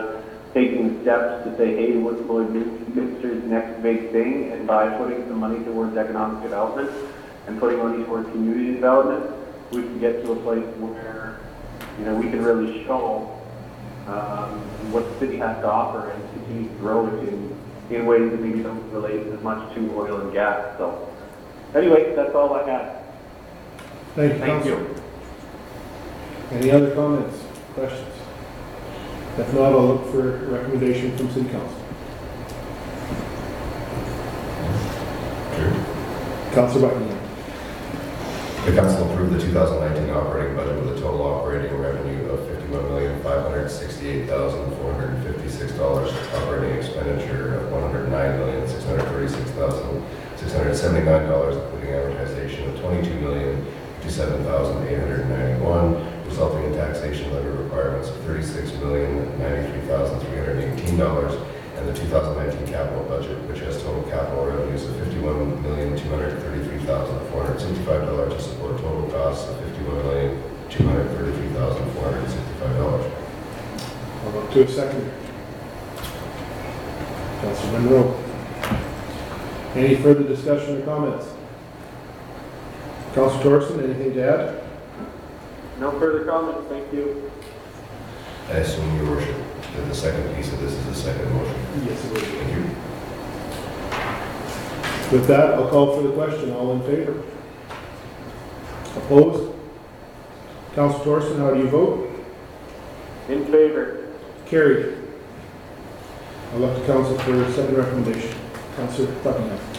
the Council Direct Administration to bring the 2019 operating budget and the 2019 capital budget forward for review upon receipt of the final mill rate calculation, eligible grants, and education requisitions from the province.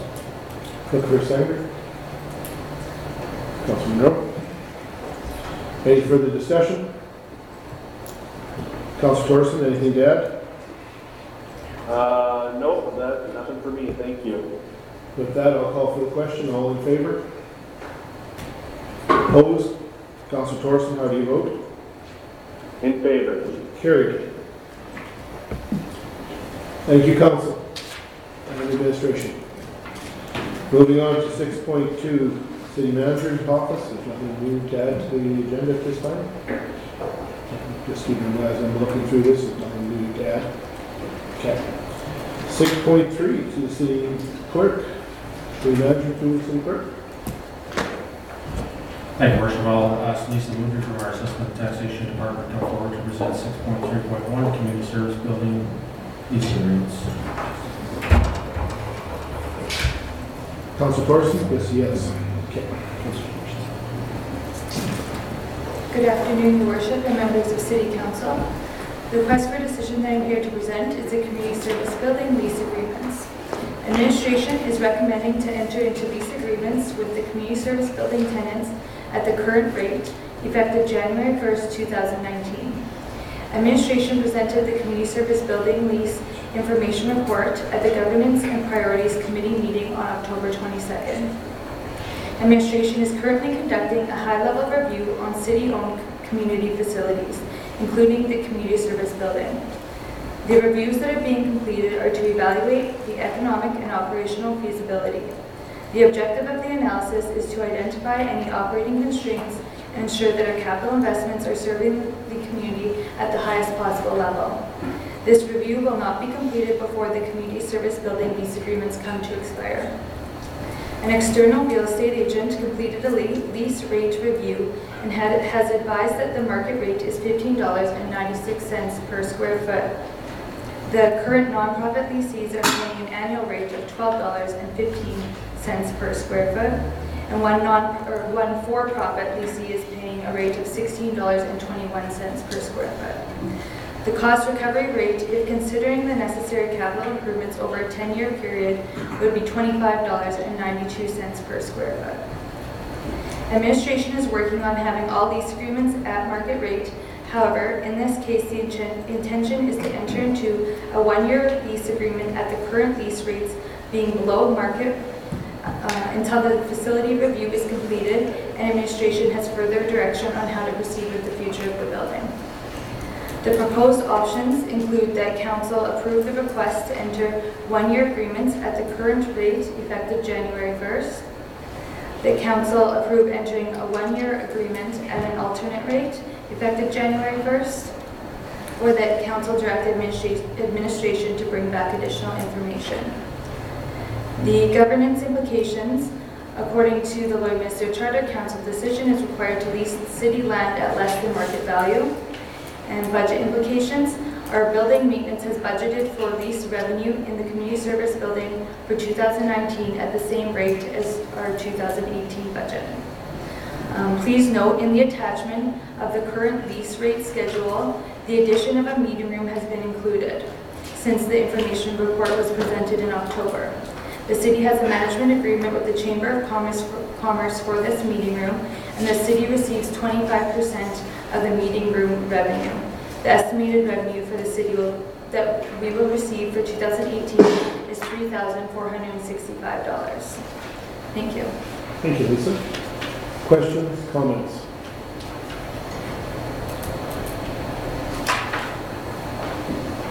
Councilor Pegg. Well, I think that there's, obviously there's a review going on. There's a little discrepancy on what the true value is for the lease. One seems to be up in as high as 16, and I think that the folks in the community service building think that it might be a lot lower than that, in the $8 or $9 to $10. So I think that this just buys a little bit of time. It's fair for everybody if we enter into that one-year lease, and just to dig in a little bit further, and I think it's fair to all concerned. Councilor Baker. Thank you, Worship. I'm looking down the Euro Road, pardon me, year ahead. We're staying in 1-year lease. That's tomorrow morning. If people are in there now and they make comments in reference to what are we going to do with the building, then these people have to find new accommodations. Is 1 year enough? Or how do you deal with it when you don't know whether you can stay or go? City Manager, who wants to, City Clerk? Thank you for the question, Councillor. We recognize that there's obviously going to be some people that are looking at long-term plans, but obviously we're looking at the buildings and our facilities to determine what we're going to retain, what we're not going to retain, what's in our best interests to look at, and what's in the best interest, obviously, of the taxpayer. As soon as we know that information, we'll share it with those individuals and they can further plan. Obviously, there is the 1 year is the fairest thing that we can think of when we went through this process to allow them that opportunity. If I could ask this, I'm not sure if Lisa or City Manager or City Clerk, what was last year's lease length of time? I believe we had a 4-year lease, if I remember right. And historically, in the last 4 to 5 years, I believe, the rate has been increased at about 5% per year as well.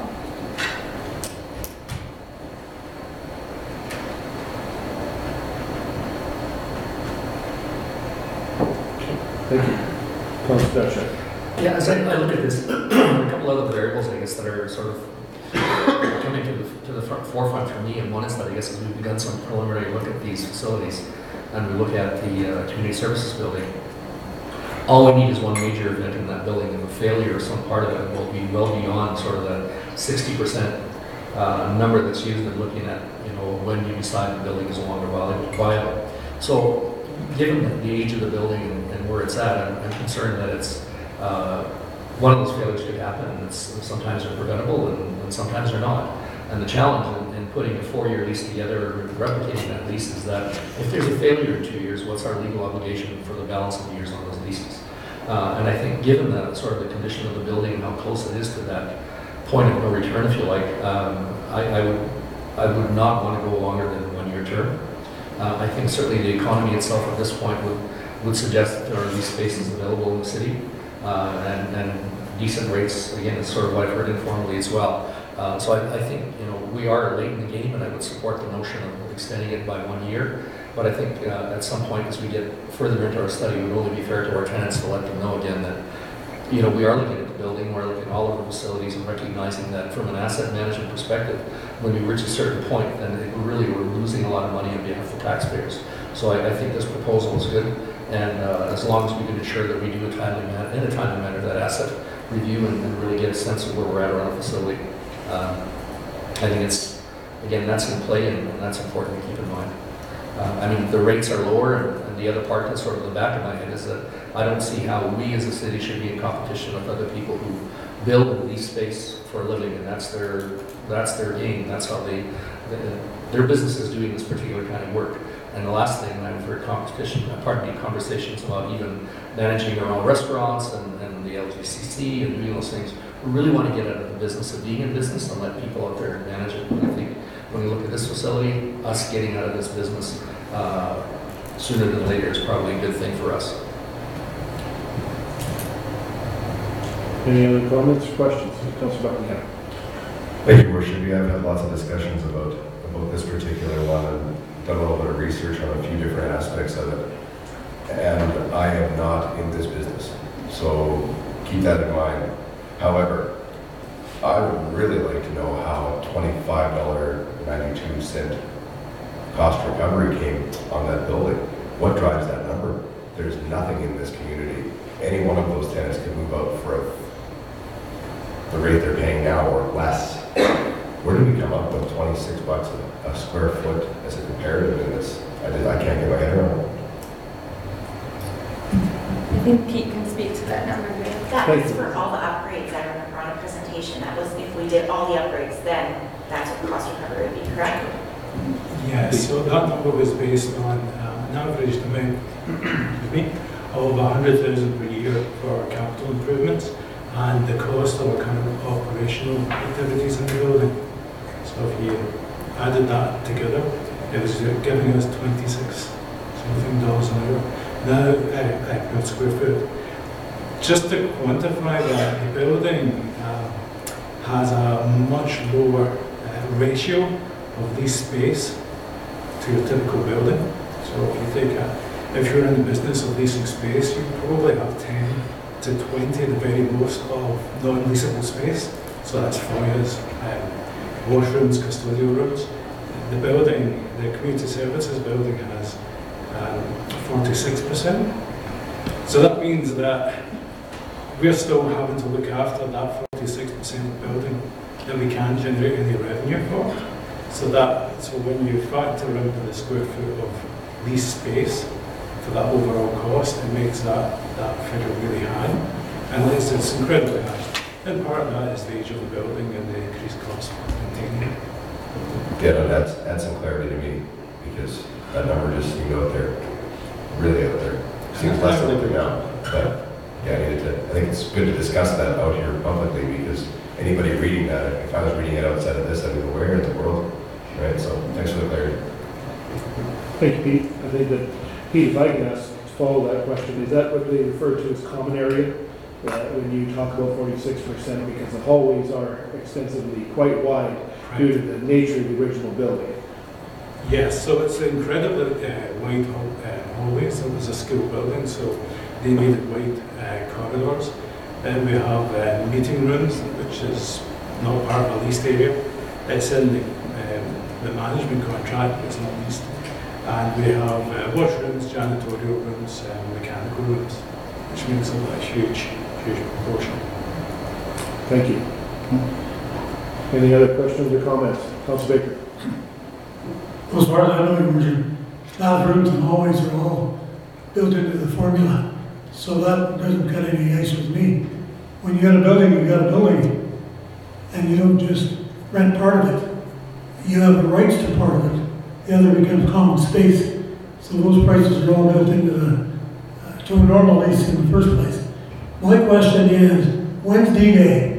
If we're saying 1 year from January 1, if we in fact make the decision that the building's going to be shut out, when is D-Day? So that the folks that are in there now, they can find somewhere else to go. I don't see a contract proposal attached to the lease rate. All I see is the lease rate. And I don't think that's fair to those folks. Thank you. City Manager, can you address that? Or Thanks for the question. The building review is ongoing. We hope to achieve more within the next month for sure. Will we have an answer? I guess that depends on council's direction. Once we present the information, I'm guessing we're going to have more information within. We're compiling all the information. Obviously, we've received some feedback from council, from some of the tenants, and as well as some other information. So we're compiling all that information, and we'll represent that information. I'm guessing sometime early in the new year, and then from there it'll be up to council to give administration direction and move forward from there. I just want to add, though, I think, I'm not sure, I think it's a reasonable question to ask when D-Day is, but I think the one-year lease also has some other implications. There have been requests for some capital renewal on that building, and I think the messaging at this point is that we are not supporting that renewal. Whether it's formal or informally, that we make that statement, I think the reality is that by not setting aside capital dollars to make those updates and renewals is a strong message relative to how long we perceive that building's life to be. So I guess once we have those final numbers, I think we should absolutely come back and set that date. Yeah, I guess further to that, I guess if council gives us direction to maintain the building, I guess that will come with the cost of maintaining that, whether it's the upgrades or external, internal, whatever they might be. So we'll make that determination administratively once we get direction from council. would it be fair then to say, City Manager, by the end of the first quarter, we should see something back to City Council if we can be so bold to set a direction? That would be ideal. I would say. say ideally before that, but that first quarter I think is achievable. Thank you. Any other questions or comments? Councilor Baker? Yeah, Councillor Buckingham. Thank you, Your Worship. You know, I think most of, well, I know all of council saw some things that I circulated around to everybody. And I think it's worth noting that the number of leasees that are in this building only represent maybe half of the user groups that are using that building too, right? So when you come down to third-party asks and all the things that the city's supporting, the people that come to us to support it, we are also within this. We talk about the fact we don't want to be in business. We don't want to be leasing subprime compared to what other people are leasing.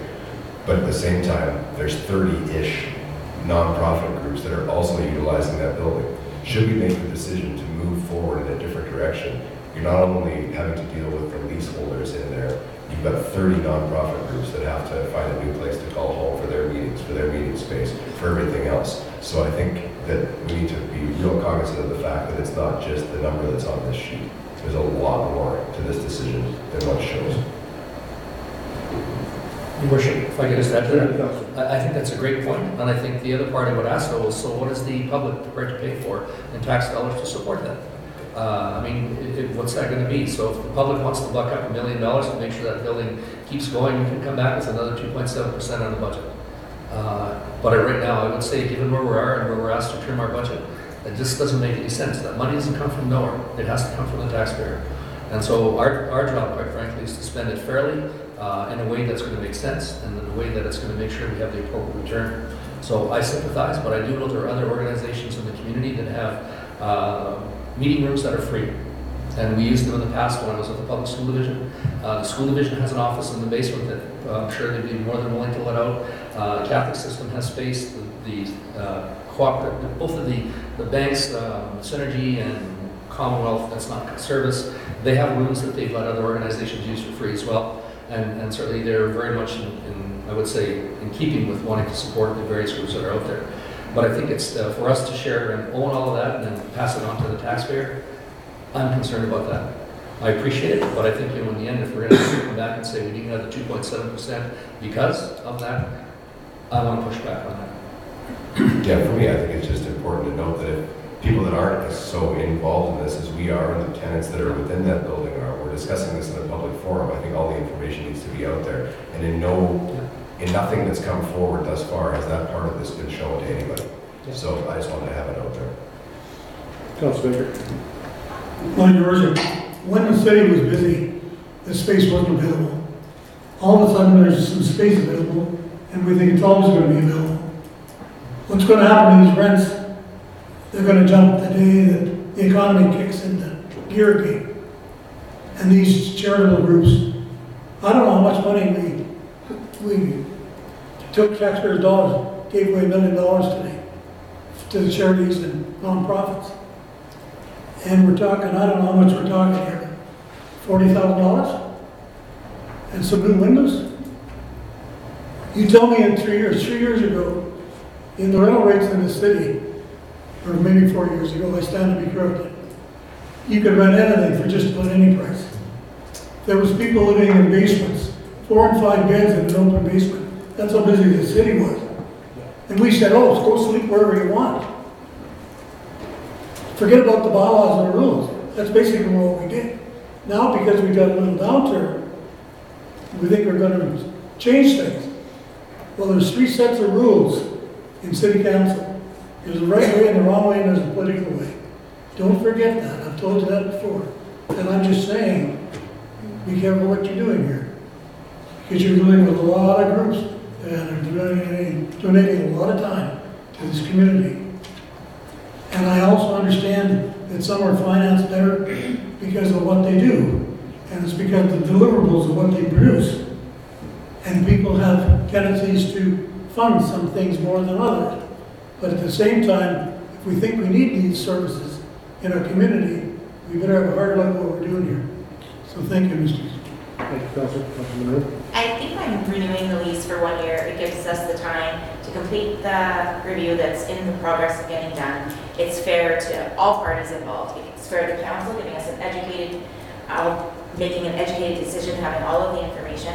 And it's fair to current tenants that they do have time to know what's going to be happening.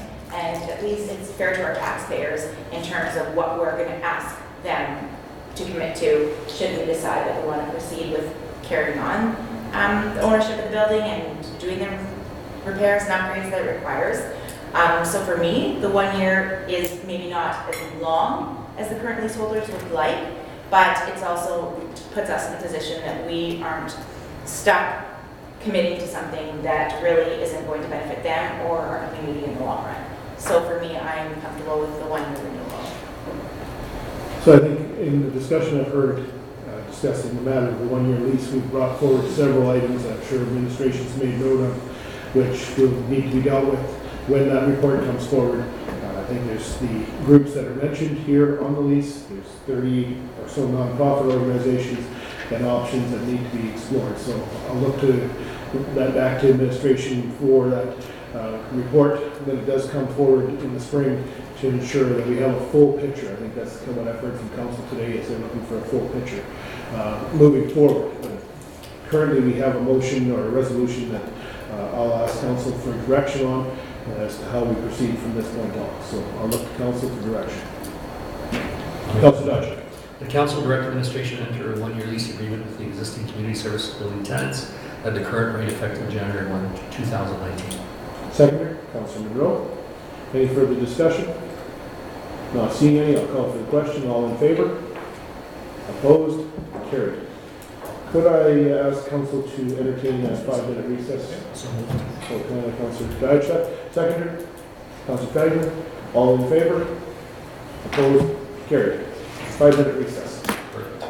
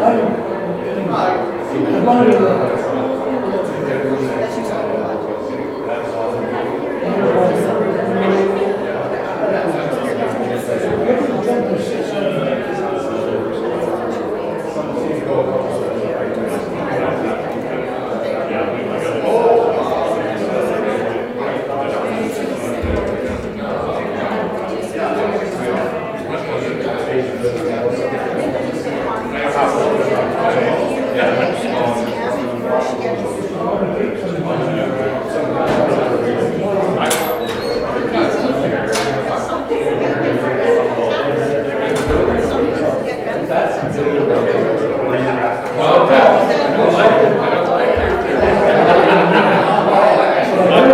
hear you.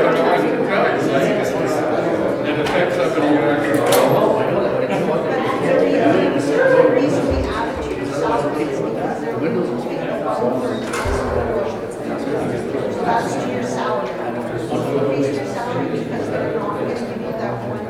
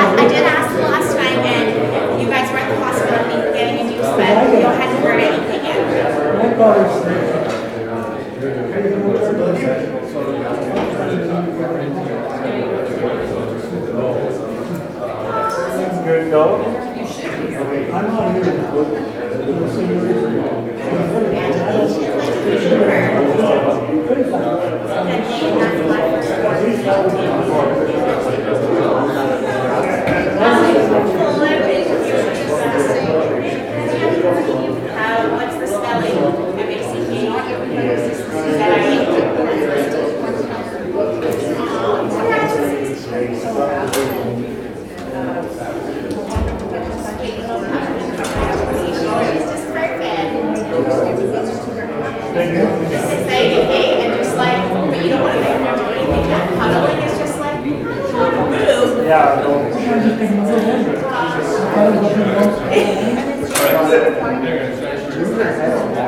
So was she born that day, that Monday then? Wednesday. I guess it would have been Tuesday, the 13th, council day. So she's not 14.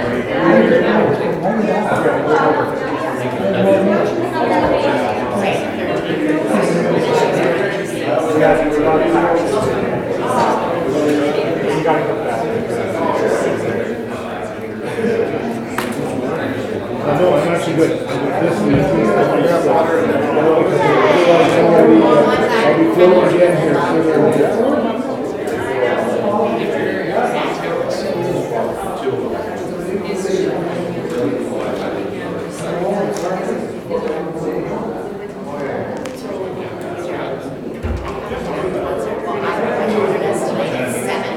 We're going to be done. We're going to be done. I figured it would be, but I just wanted to give you an FYI. And I'd like to. Don't you worry. We're going to, I think it's not a whole cleanup. It should be pretty clear sailing from this point on. Patrick's report here, I'm hoping that I'm going to keep it short and sweet. Even though we printed a small novel.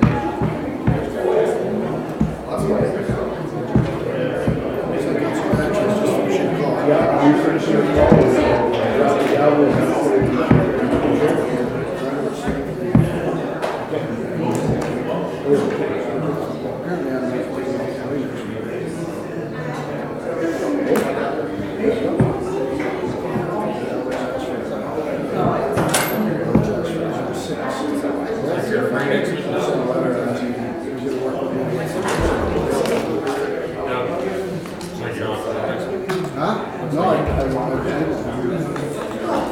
I was just saying to the mayor, I'm not awake next week. oh, that's the thing, the dog's away next week. Don't even have the dog, it's yours. Yeah, I'll check this. Now you gotta take your friend. Huh? Now you gotta take your friend. Yes and no. You want me to tell him? I'll see him tonight. Huh? He won't like it. He already told me that. He's a big boy. We'll do fine. We go back a lot. Oh, yeah. We'll give Joe's call over there. What's your friend?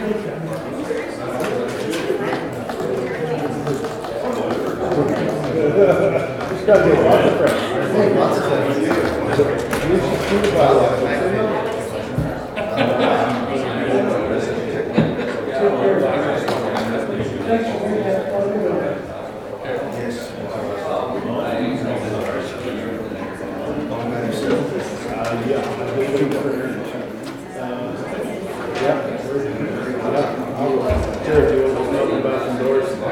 See where they're at.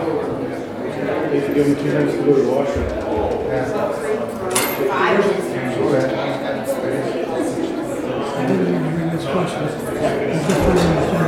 Is that what it is? I'm not sure when. It's even if it has the same. What we're doing all over again. Okay, so what happens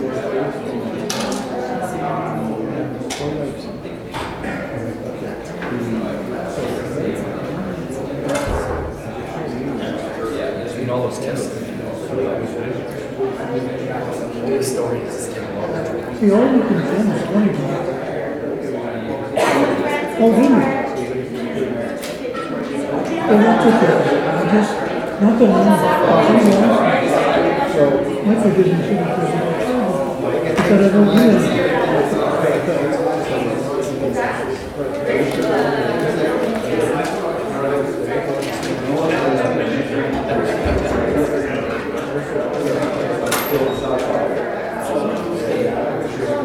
You're gonna show up, but I just want to tell you, I didn't want to say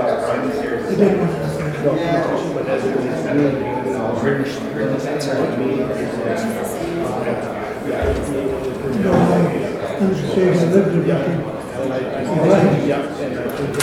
Kids raising families.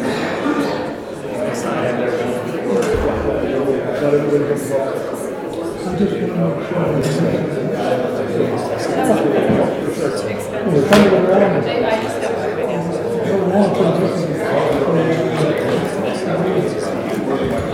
I don't know.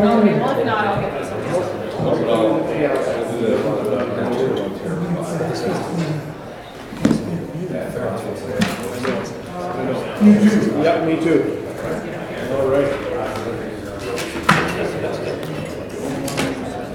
What are we doing?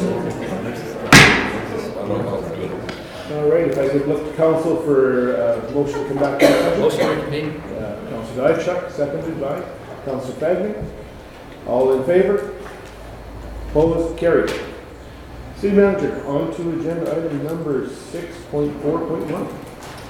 Thank you, Your Worship. To present the next 3 items, 6.4.1, .2, and .3, I'll ask Dr. Lancaster to come forward. Terrific.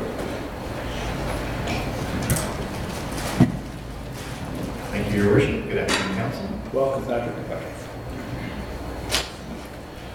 So, yes, we are bringing forward the Housing Needs Assessment. Our recommendation is Council adopt the Housing Needs Assessment in principle. Just as a quick refresher, the Housing Needs Assessment is a project that was initiated back in 2015-2016 in partnership and at the request of some of our nonprofits in town that deal with housing issues, as well as there was a resolution from the Lloydminster Chamber of Commerce requesting that the city take a look at affordability of housing within the community. Our department, social programs and services, had a surplus of FCS dollars at the time that were available to put towards this project. So we utilized them in the deployment of an RFP and acquired the services of Urban Systems, who completed the housing needs assessment over the period of 2016 through 2017. The reason for the delay or the length of time that the project took is that once the project was begun, the opportunity to utilize Statistics Canada data through the census that they were conducting became available to us, and we felt it best to not finalize the project until we utilized the most current statistical data from Census Canada that we would be able to Urban Systems was here at the Governance and Priorities Committee meeting on August 13th and shared a presentation and a copy of the housing needs assessment. Since that time, administration has reviewed the document and has made some changes outlined in the requested decision report here. We're moving legislative from page BI. The inclusion of the population-centered numbers on page 7, and replacing, as it was listed, maintenance bylaw on page 65 with community standards bylaw. It is our hope that this housing needs assessment will be utilized by our community partners as they apply for supports from the federal and provincial governments. We hope that it will be a source that they are able to use in their advocacy for more support. And we are hoping that it will help inform future city initiatives, policies, and partnerships as we move forward.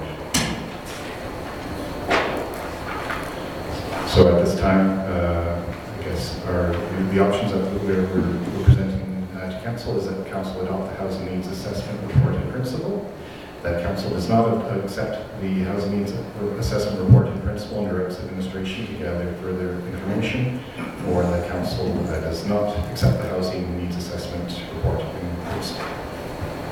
Thank you. Thank you, Patrick. Questions, comments for Patrick?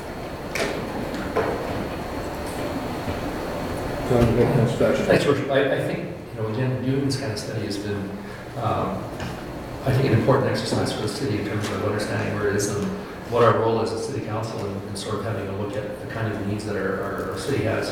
As I was going through reading and the area I was paying more attention to probably than others, the seniors housing, the one piece that was sort of sitting aside for me is that I know that at our last Pioneer Lodge Board, we had 108 people waiting, and that list dates back to 2017, and 2 rooms are vacant, and so there's that element of housing which really is sort of outside of that typical sphere of access for people, and there's some challenges around it, and I'm not sure how we weave it into and make it part of this piece in the future, I guess, if we're going to do this kind of survey or analysis of housing within the city, but there's a pattern where folks move in from Saskatchewan because there's no housing available there, live in Alberta for 3 months, and then have access to whatever housing is available to them within the city as an Alberta resident.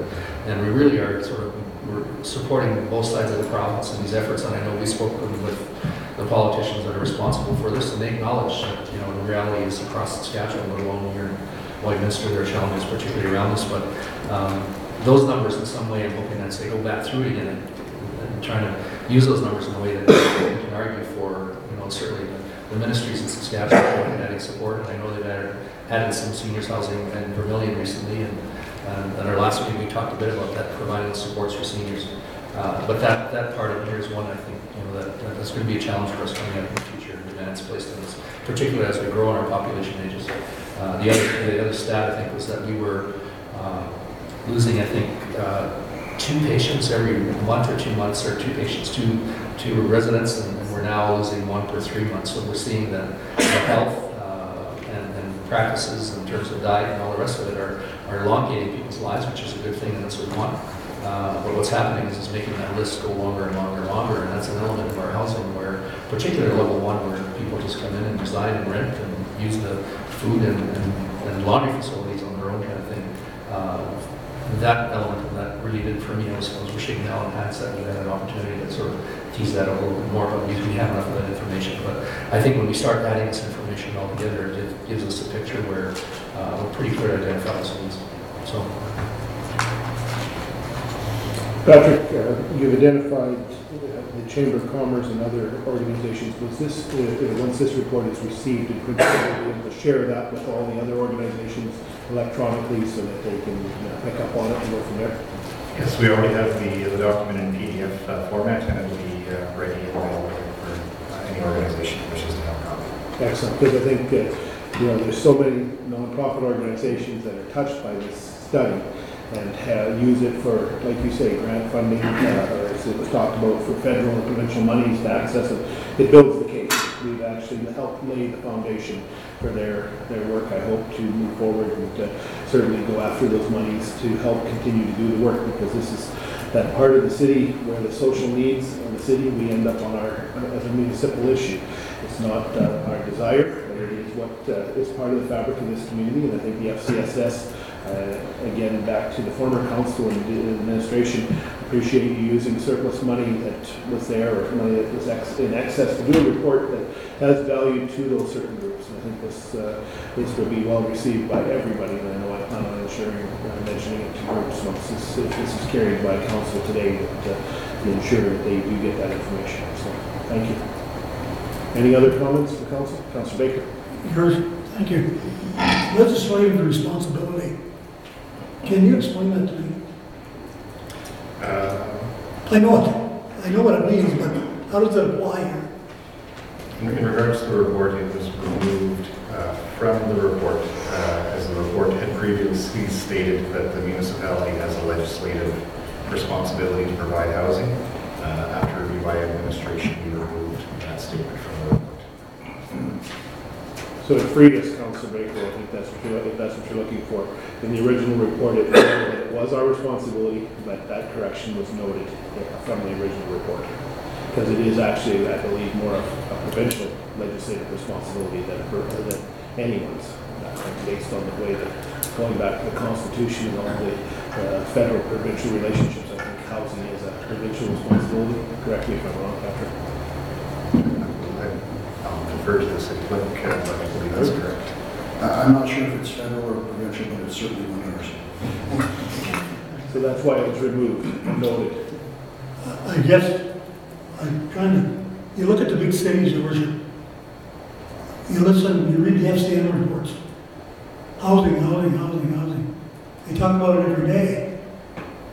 Who gets the money for housing? So, tradition. I'm not talking lodges or nursing home, no, I'm talking low-income housing and Yeah. things like that. And I think that you're absolutely right, Councillor. I read the same reports. One of the challenges is as another term we've discussed around this table, downloading, and it's fallen onto the cities. In many cases, especially these large urban centers, metropolitans. Whereas at this point, we've been able to, I'd like to say, dodge the bullet, and we don't want it, and I hope it doesn't ever come that way, that we can help facilitate and be a partner, a good partner as a city, but it's not our main charge, whereas it falls to human resources in Alberta, potentially social services, as I've noted, in Saskatchewan and other organizations, and the housing corporation, Saskatchewan Housing Corporation, working through the housing authorities and things like that. I think that's where it belongs. And again, we get into the revenue streams that the province has that we don't have. At the end of the day, it's something that we want to stay out of, but at the same time, in this case, this report helps facilitate the information to the user groups, the organizations that would have not been able to carry on this report as such. I think it's going to touch, I don't know exactly how many numbers, but I could start to name them off if I was to start to name all the different groups that I believe that some of them work here for third-party asks even to help them in their discussions with people for funding, especially moving it up to the provincial and federal level. That could be a big dollar. You know, I don't know what legislative responsibility means. Is it 20%, 40%? At one time, for 10%, you could be a partner. Yeah. I don't know what it is today. Well, I think we want to stay as far away from that as we can. Yeah. And like I say, I think the original report, as Patrick outlined, had it in there. Administration caught it and said, take it out, because we don't want to have our own nonprofit organizations come back and say, well, you're saying it's a legislative responsibility. At this time, it is not. And I think that's where we want to stay on the outside of it. Simply, we helped facilitate the gathering of the information, brought the report together. We'll distribute it to the nonprofit groups and organizations in the community and outside, and say, here's the data that you were likely having troubles putting it together, because to find someone to for them to resource that $50,000 to get the study created, I don't think that would have been an easy task.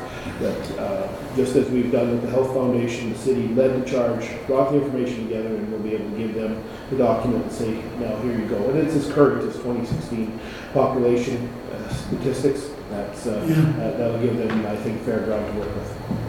Good, thank you. Any other questions or comments?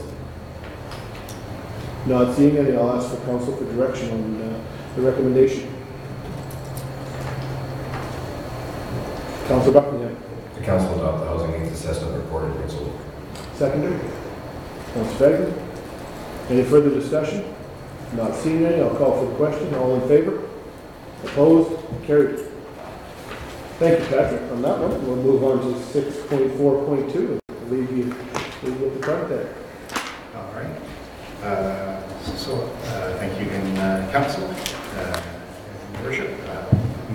I'm very pleased to be up here to present the recommendations from the Family and Community Support Services Advisory Committee. Before I begin, I do want to just mention a thank you to the committee. It is made up of volunteers who spend their time to review these grant applications.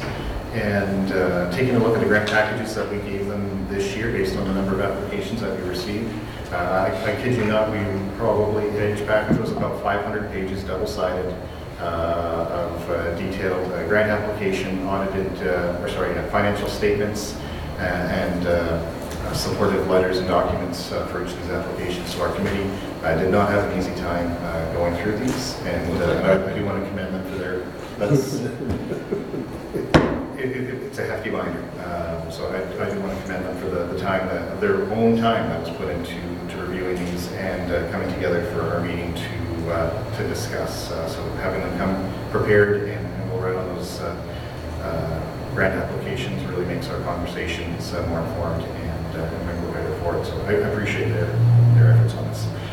So we have recommendations from that committee, which met earlier in October, late in October, and just I guess some highlights of the recommendations. You have the exact numbers in front of you, but many of the organizations that have been funded in the past are receiving funding with some slight adjustments. Some new projects that are going to be receiving funding that have not received past funding include the Residents in Recovery are receiving funding for their community life skill programming program, as well as there were slight increases to the olive tree outreach worker position, and a slight increase to Big Brothers and Big Sisters, who really did a revamp of their past applications. Traditionally, they would send us 2 applications for 2 separate programs.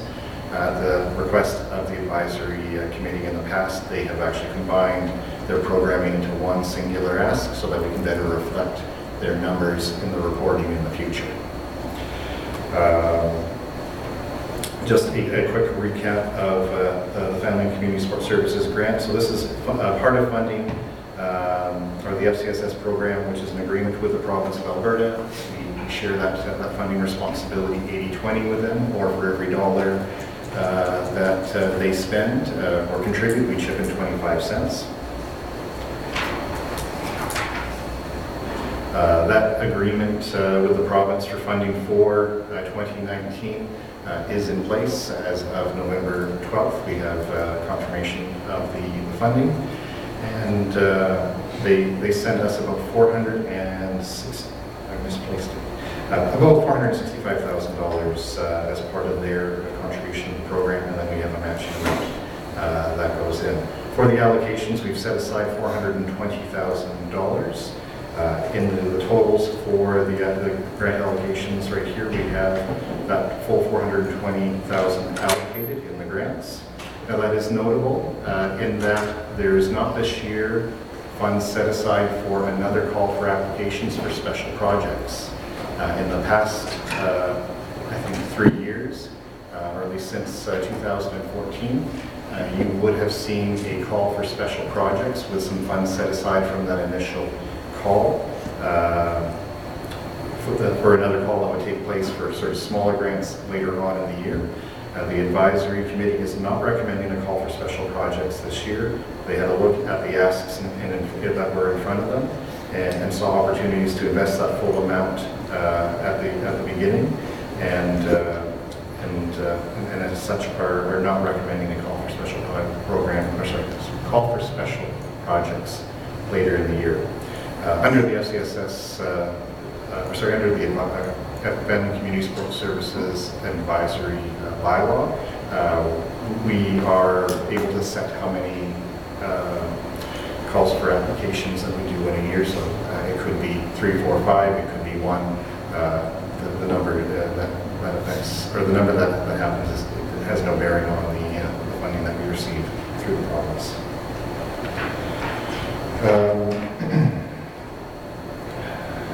So other highlights is that the asks that did come in for this call for applications total $638,504. This is up significant, or up a little bit from 2017.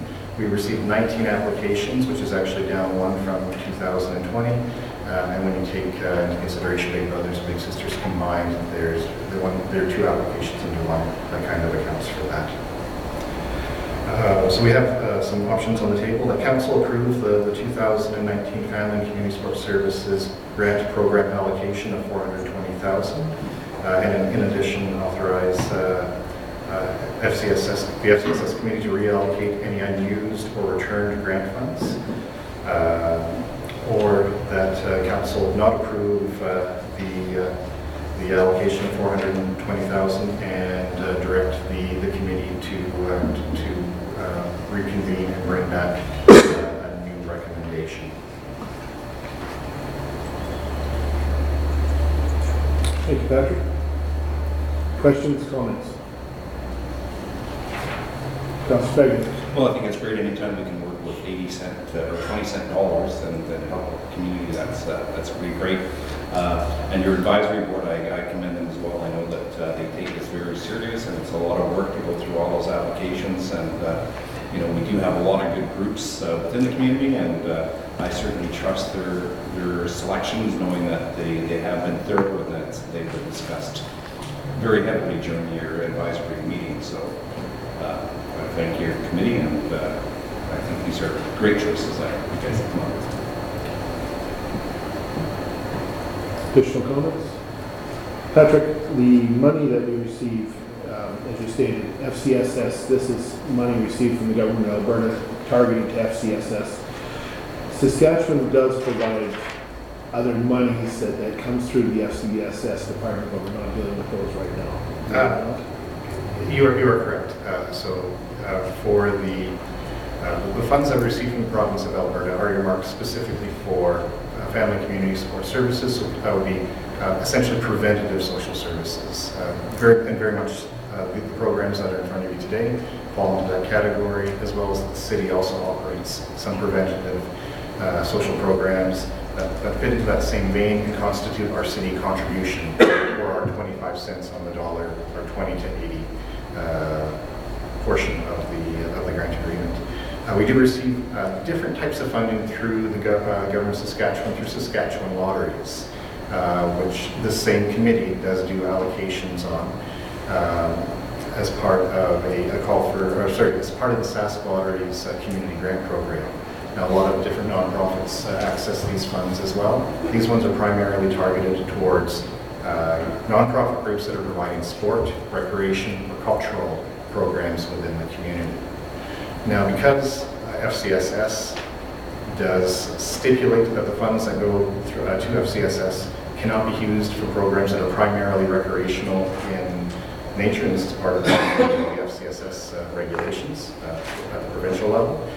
We do create a separation in that we do not allow programs that are a program, not an organization, but a program that is applying for FCSS funds to also apply for Sask lottery funds, just to keep those two streams from overlapping. The Saskatchewan lottery funding, I don't have the exact number off the top of my head, but I believe it's a little bit over $61,000 based on our Saskatchewan population. That is going up as we go into the next call for applications 2019 to 2020 because of the new census data, and I think it is up around $85,000 at this point, again, for those programs. And we have, of course, being Lloydminster, some leeway in that FCSS programs. On the Alberta side, we're able to spend those funds both sides of the border, and the same with the Saskatchewan lotteries funding. We're able to allocate those funds both sides of the border as well. Thank you. And thanks for covering that second point, because I think that's, again, the seamless city that we try to provide the services from a municipal basis. We're able to do that with FCSS and the government of Saskatchewan with the lottery community grant money. That's great to hear, because we don't want to differentiate one from the other, and that's good to hear. Thank you very much. Any other questions or comments? Not seeing any. I'll look to council for their recommendation. Councilor Buckingham. The council approved the 2019 Family and Community Support Services Grant Program allocation of $420,000 as follows. In addition, the council authorized the Family and Community Support Services Committee to reallocate any unused or return grant funds. The Olive Tree Outreach Worker, $54,220. Big Brothers Big Sisters of Lloydminster Mentoring Makes a Difference, $51,890. The Minster Interval Home Society, the Minster Community Youth Center Outreach Program, $50,000. Midwest Family Connections First Steps, $50,000. The Minster Sexual Assault Services Sexual Abuse and Assault Education Program, $45,000. The Minster Native Friendship Center Engaging Our People, $45,000. Catholic Social Services Seniors Connections, $40,000. Minster Interval Home Society Family Violence and Prevention Program, $25,000. Residents in Recovery Community Life Skills Program, $20,000. Walking Through Grief Society, Walking Through Grief Support at $11,000. The Minster Area Drug Strategy, the Minster Youth Council at $7,500. Midwest Family Connections Maternal Mental Health Initiative, $5,590. The Young Center Community Education Program, $5,000. The Minster Area Drug Strategy Simple Connections Stronger Families, $4,500. Midwest Family Connections Early Years Coalition National Child Day Celebration for $3,300. The Minster Area Brain Injury Society Awareness Education for $2,000. Thank you, Councilor. Seconded. Councilor Craig. Any further discussion, comments? Not seeing any, I'll call for the question. All in favor? Opposed? Carried. Thank you, Patrick. We'll move on to 6.44. Oh, sorry, 6.43. Back to you. Thank you, Your Worship. Thank you for bearing with me, Council. So we're bringing forward the recommendation to Council in regards to participating in the Intercity Forum on social policy as a member in 2019.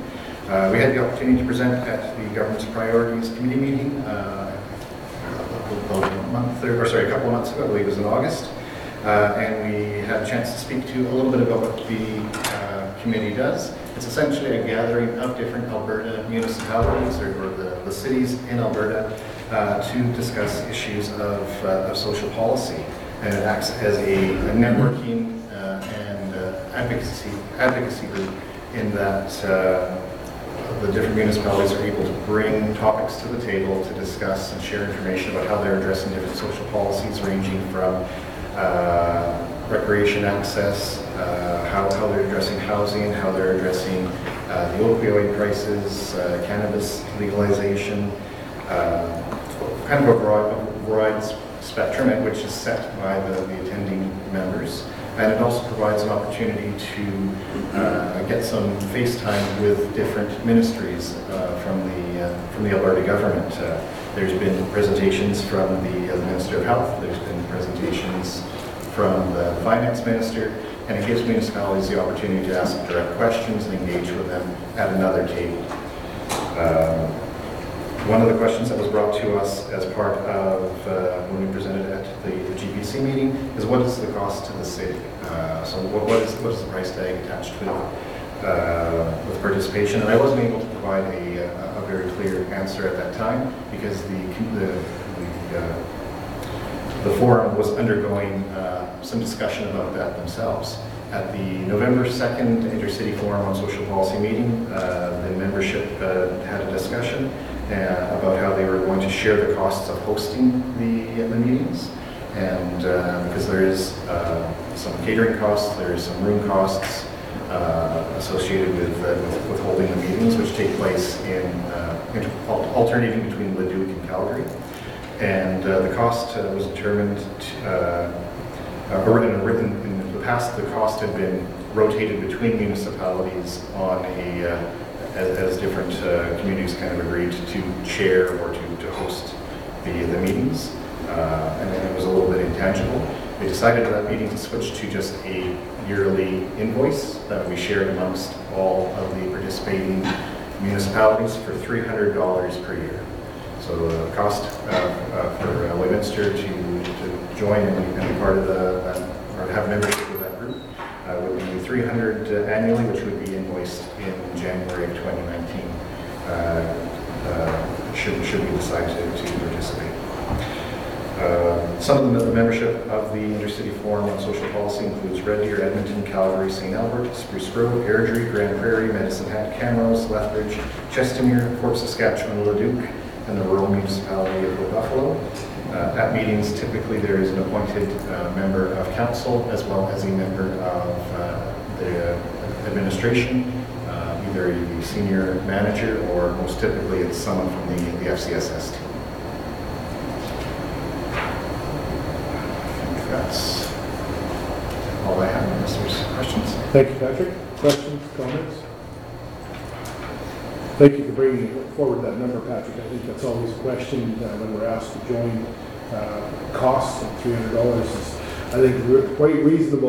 There are a lot of other things that we have joined. Certainly having the opportunity to hopefully have access to a minister or the ministerial staff help carry the messages sometimes from a political perspective. I very much appreciate that, knowing that if we send someone from council, we may have an opportunity to actually speak to a minister that's there. So that's $300 and some transportation, because we end up going to a meeting anyways. If we were to have a meeting with a minister, it gives us an opportunity to open some doors. Councilor Buckingham. Yeah, I think you touched on it briefly there, and thanks for that, Patrick. $300 cost is there, and then there's the cost of sending councilors and a staff member, and if it's in Calgary, probably an overnighter, things like that. So just to be clear on that, it's more than $300 as a cost to the city over the course of the year. You're looking at $300, 3 meetings a year, right? So there's an additional $600, right, plus hotels and transport and so on and so forth. So probably goes without saying, but I'm saying it anyway. No, absolutely. Thank you. Good point, Councilor. Councilor Monroe. For me, I guess I see huge benefit in this beyond having face-to-face time with the minister. If we don't address the social issues within our community, everything that we do around this table is for nothing. Because if we're not addressing crime, different things that are at the forefront of everything within our community, we're really doing every decision we make here. If we don't have good social and economic things within our community, there really isn't a point of everything else we do. So for me, to address the social issues is a huge obstacle, I guess, and to have that opportunity to see what other people are doing in other communities and different ways of being able to address that. And it goes everywhere from your last thing on the housing needs assessment, from homelessness to crime to, it really is every facet of what our residents stand for. So having social health, I think, is a huge issue, and being able to have this forum for everybody to get together and talk, I think is really beyond invaluable, beyond the $300 or $1,500 for our expenses and whatever else. The amount that you will get from this is, invaluable, in my opinion. Do we have a record of any sort of, when you go to EMA, they'll propose motions and recommendations to go lobby emerging governments and that sort of thing. Is there a track record with this organization at all, the kind of questions, dialogue, motions, presentations, and influence they've exerted? There are records of the meeting minutes and the presentations that take place here. The group itself does not go out and directly advocate to ministers, so that those conversations take place, I guess, at the table, and will be recorded as part of the minutes. So there is record of past attending ministers and the presentations by either minister groups or agencies that have been requested to be on the table. Thank you. Any other comments or questions? Councilor Baker. Thank you, Marie. At one time, this was wide open, and it was too big. I see they've pared it down to, when I say wide open, I'm not saying to every town and village, but 8 people could go, and nothing got done. Edward, do you have some background work on what's happening now, and other than your report? Do you happen to have any, not for today, but that you can give us? And we'll certainly move forward. I just don't know what they're doing now. They kind of disappeared for a few years. I'm sure it's a good thing. The ministers are looking for feedback, I assume, from your communities. I think that would be, I would believe that's what it would be. It would be an opportunity, especially because of the city nature, whereas a small community may have just a fraction of their community being involved. It tends to be much more common. And when I look at the members that attend from human services and things like that, from the government of Alberta, it certainly aims at dealing with the social issues, that would be it housing, be it opioids, to, I can only imagine this is far-reaching, because if you've had the Minister of Health in the past, Associate Minister of Health, Minister of Seniors and Housing, I'm sure it's that social complex part of what's going on in our city that, again, isn't in our direct mainstay, but we feel the effects, be it drugs, be it crime. As Councilor Monroe said, there's all the pieces that affect the social fabric, I would suspect. And help me out, Patrick, am I on the right line from what you're aware of? Exactly. The wide variety of things is covered. I went myself to the meeting on the 2nd to attend to get the information about the change in fees. And at that meeting, that group talked about, in fact, we brought to that group a request to discuss how funding allocations work in different municipalities. And so we were given various different participating members' models that they're using to allocate out their funds and do the third-party asks, which we were then able to share with our legislative services folks. They spoke about, there was a presentation on the family violence, or response to family violence legislation that's coming in through human resources, and how the city of Edmonton is adapted to that. And that model was shared out, and we were able to take from that. So a wide variety of topics that get covered, and again, that gets driven by the municipality. So the opportunity to meet Philly Minister to bring what sorts of things do we want to see that table discuss, and what ministers do we want to see there, and to have our partner municipalities help bring them to the table. Does that answer your question, Councilor? Well, sort of, like, I'm just not in touch with that. No, absolutely, I appreciate that. I haven't, I'm the same, I'm just taking it from that 40,000 foot level. I seem to be at, flying over top. Anyone else have any other comments that could be useful? Anything to add? I just wondered, in your day in the school division, were they involved? No, you know, because we would have, when we would meet, you know, the superintendents, directors would meet, typically would bring an ADM in or around some of these topic areas, but a lot of the subjects that were brought in were not to the same generalization around how to run a community, but they were involving more about substance abuse strategies, you know, the role of poverty, education, what are you going to do, identifying certain groups of people within communities when they become high risk. This piece here seems to be entering more into social policy, you know, so how you would implement projects to remediate and housing and all those other pieces, which really were outside of that, but we did meet both sides around some of those issues. And they're a little more narrowly defined than this would be. Would you say that this platform is more, though, to get together and just put everything on the table and just talk about how you're dealing with different things, not necessarily coming up with policy, but more just bouncing off of each other? Okay, you're doing this, what's this an issue? Is this an issue for you guys? This is what our #1 social issue is right now. Is that what it's more of? I would say that's a fairly accurate assessment. It's not to function as a think tank so much as a pooling of resources and what folks are doing, so that needing not necessarily recreate the wheel, and also to share, this is an issue in our community, is this an issue in your community, and in the cases when there is a presenter or a minister there, whether it's the finance minister or say the minister of education, to be able to bring questions specifically and pointedly to them on community issues. And I guess for me, the benefit with that is that we can bounce up things off of each other in this room, but as far as a different community and really knowing what other communities are addressing, that's where the benefit comes in, is that we can bounce these ideas off of other people and they can share with us what's been a success for them, what's been a failure, and we can do the same for them. So for me, that's what I see as the benefit, is just kind of having that platform where it isn't completely formal, more informal, and just having that ability to really pick at each other's brains and ask questions and get information that you wouldn't otherwise be able to in a normal setting. One last question. How is the agenda set? The agenda is set sort of previous meetings or early in the year, so you determine prior to the next meeting that you're going to what are the issues that will be addressed. Requests for ministers are set in advance and of course vary depending on their availability. Because the format says, yes, we want you there, doesn't mean we necessarily get the next meeting, but we might be at a later date.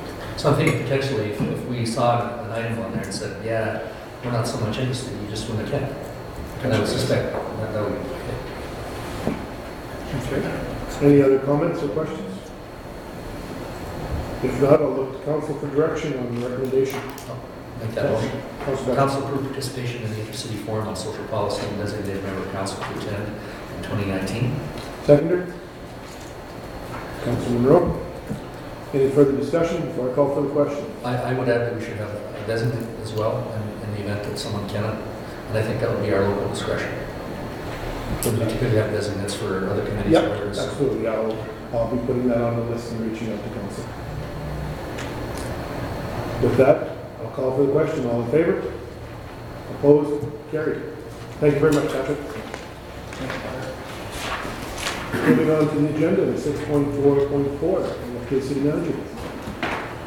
Thank you, Worship. To discuss the LGCC food and beverage services contract awarding on last Joel Turk.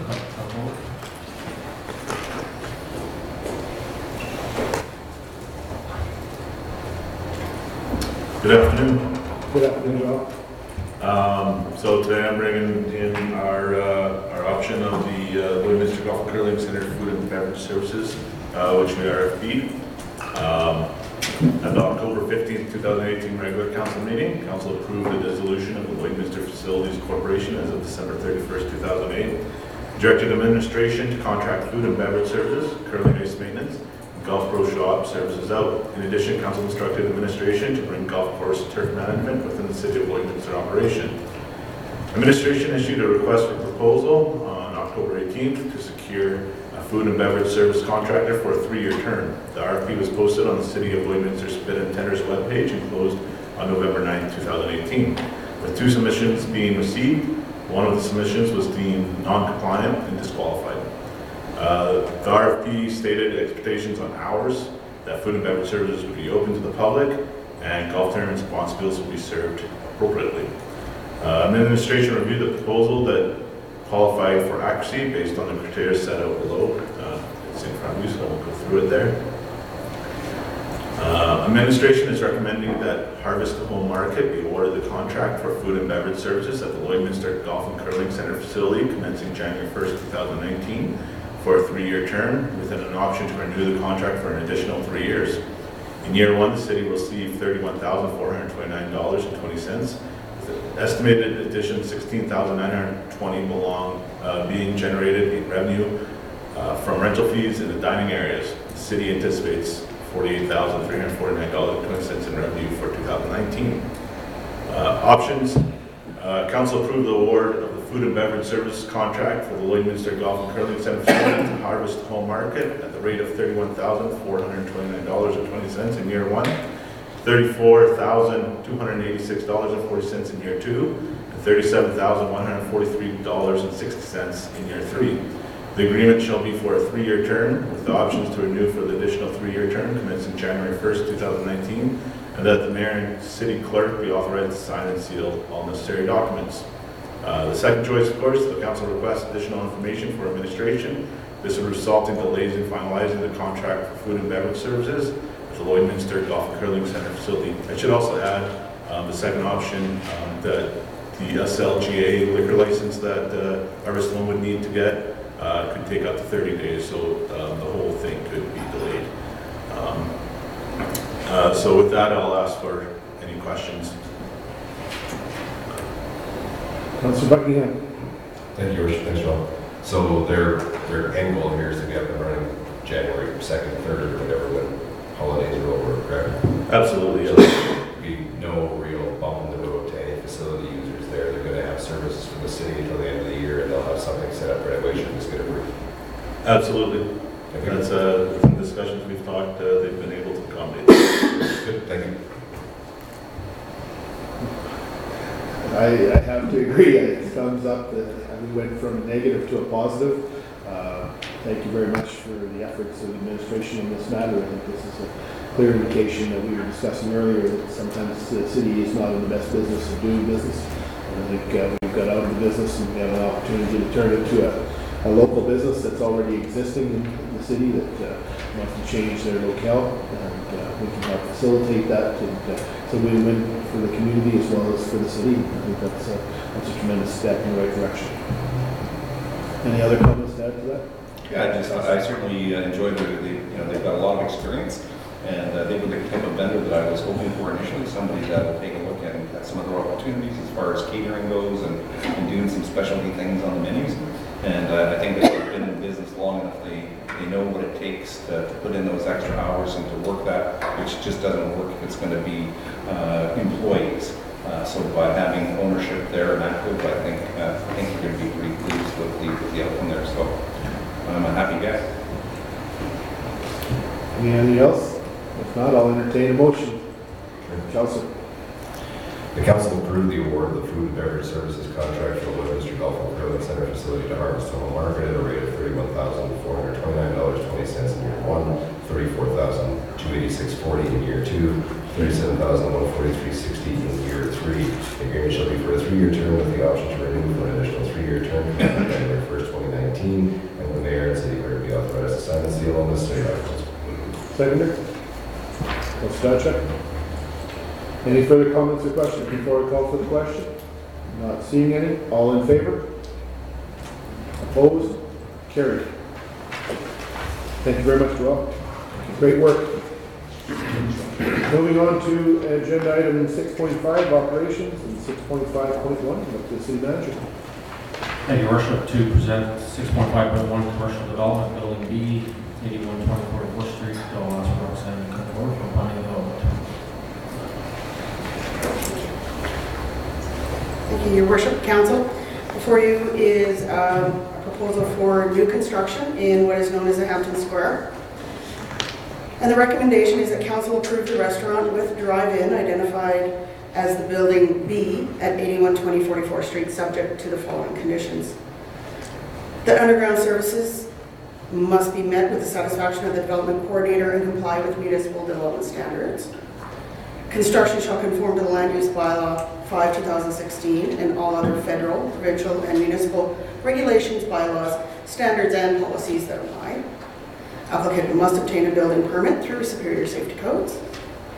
Applicant must contact the health authority having jurisdiction.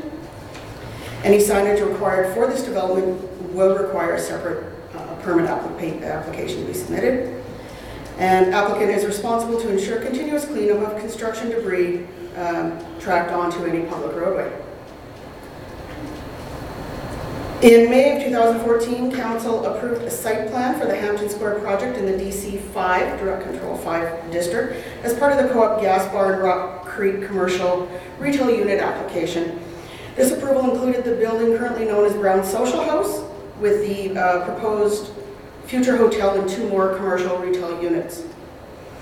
Administration received an application on October 22nd, 2018 for the new construction of a building with a restaurant and a drive-in lane at Building B, 8120 44th Street.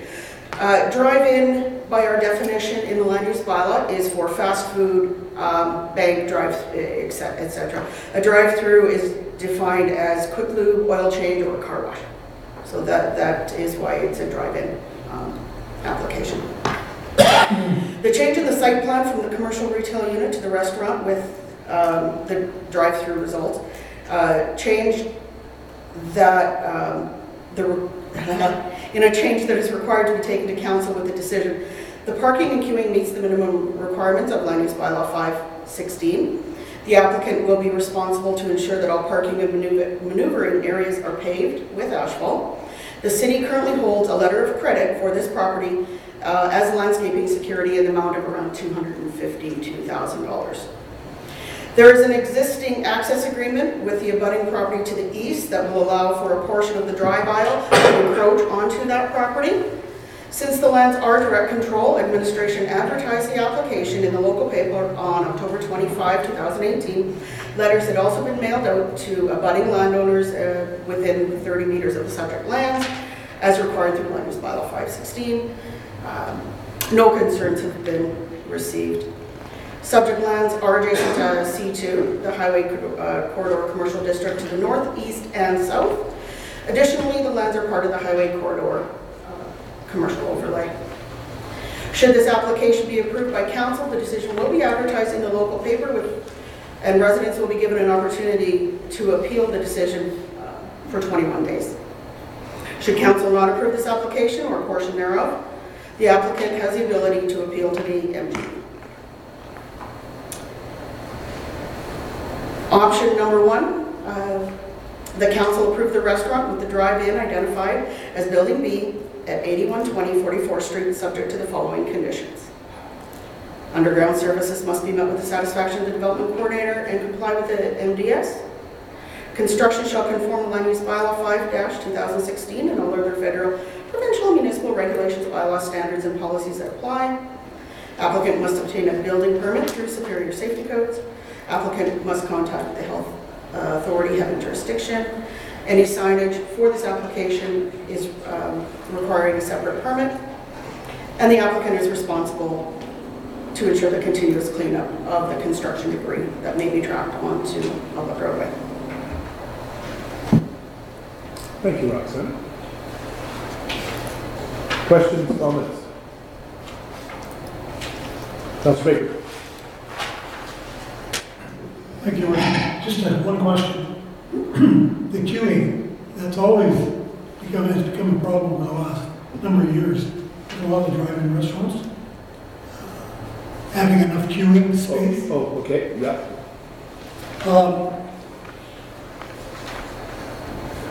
Are we right in the middle of that site? Which one am I looking at? I got a little hole drawn. Is that the one in red? The outline, yeah, in red, Building B. That is the proposed location. Okay. How many queuing spaces is there on their property? I would have to look at the application. A minimum is 6. I think if you move through, if I sorry to interrupt, Roxanne, you move through slides, another 2 or 3 more slides, keep coming. In our package, one more. Here it is. No, it's just the location of how it's sitting, because it's in the package that was printed that I saw. There is 6 vehicles showing to the north, coming in on the northeast, and coming around to the southwest. The window is proposed to be on the interior. There we are. You get close. It shows 6 vehicles on the... Yeah. And then they still have. So the minimum is 6. Yeah. There we go. Yeah. So it shows 6. And then there's also that drive aisle as part of the queuing lane. Yeah. Worship, the reason I bring it up, 75th Avenue on the west end, they used to queue right out to Highway 16 until we put up those Jersey barriers. Like, do we have a bylaw that covers queuing? As part of the land use bylaw, queuing has been increased to a minimum of 6 from the 4 that it was. I think it depends on, it depends on the chain, Counselor. I don't want to name chains. Some chains tend to have a little longer lineup than others, and depending on their layout, some chains have gone so far as double laning their own property and made steps to ensure that they try to avoid it. It's a no-win situation, because it seems that even the smallest of chains, if it's the right time of day, you could have more than 6 vehicles queued up, or if they have a staff issue. But I hear what you're saying. You're absolutely right. There's some, without getting into the technicals, it's hard to that way. I think that There are a couple businesses that you indicated that don't have 6 today, that are operational and were built prior to that. But I think that certainly going forward, as more applications come, especially with this one, I appreciate it being a DC-5 or direct control. That's why it's here before council today. Gives us that ability to ask that question. In other cases, it's left simply in the planning and development folks, and I'm sure they do the best they can do based on the laws we've given them in the form of bylaws. Well, is the traffic pattern coming in on the main road on the north side of the co-op gas bar? Is that how they get onto that site? They'll have to come west to get And then on. north? Then north, yeah. Okay, so that's going to be, or could become a queuing. It could be, but the queuing will likely be going north-south on that adjacent, on the... Just wondered if it was big enough, that's all. Yeah. That's a good question, and because there's some development to be done there yet. So, Your Worship, so we came up with 6 because 4 wasn't enough, or is there more math to that? I'm not arguing 6 is enough, I'm just arguing 6. When the land use bylaw was reviewed, there seemed to be, as Councilman Baker has indicated, there were queuing lanes that went on to Municipal Road. So based on that, we increased the requirement to 6 for restaurants and some other uses as well.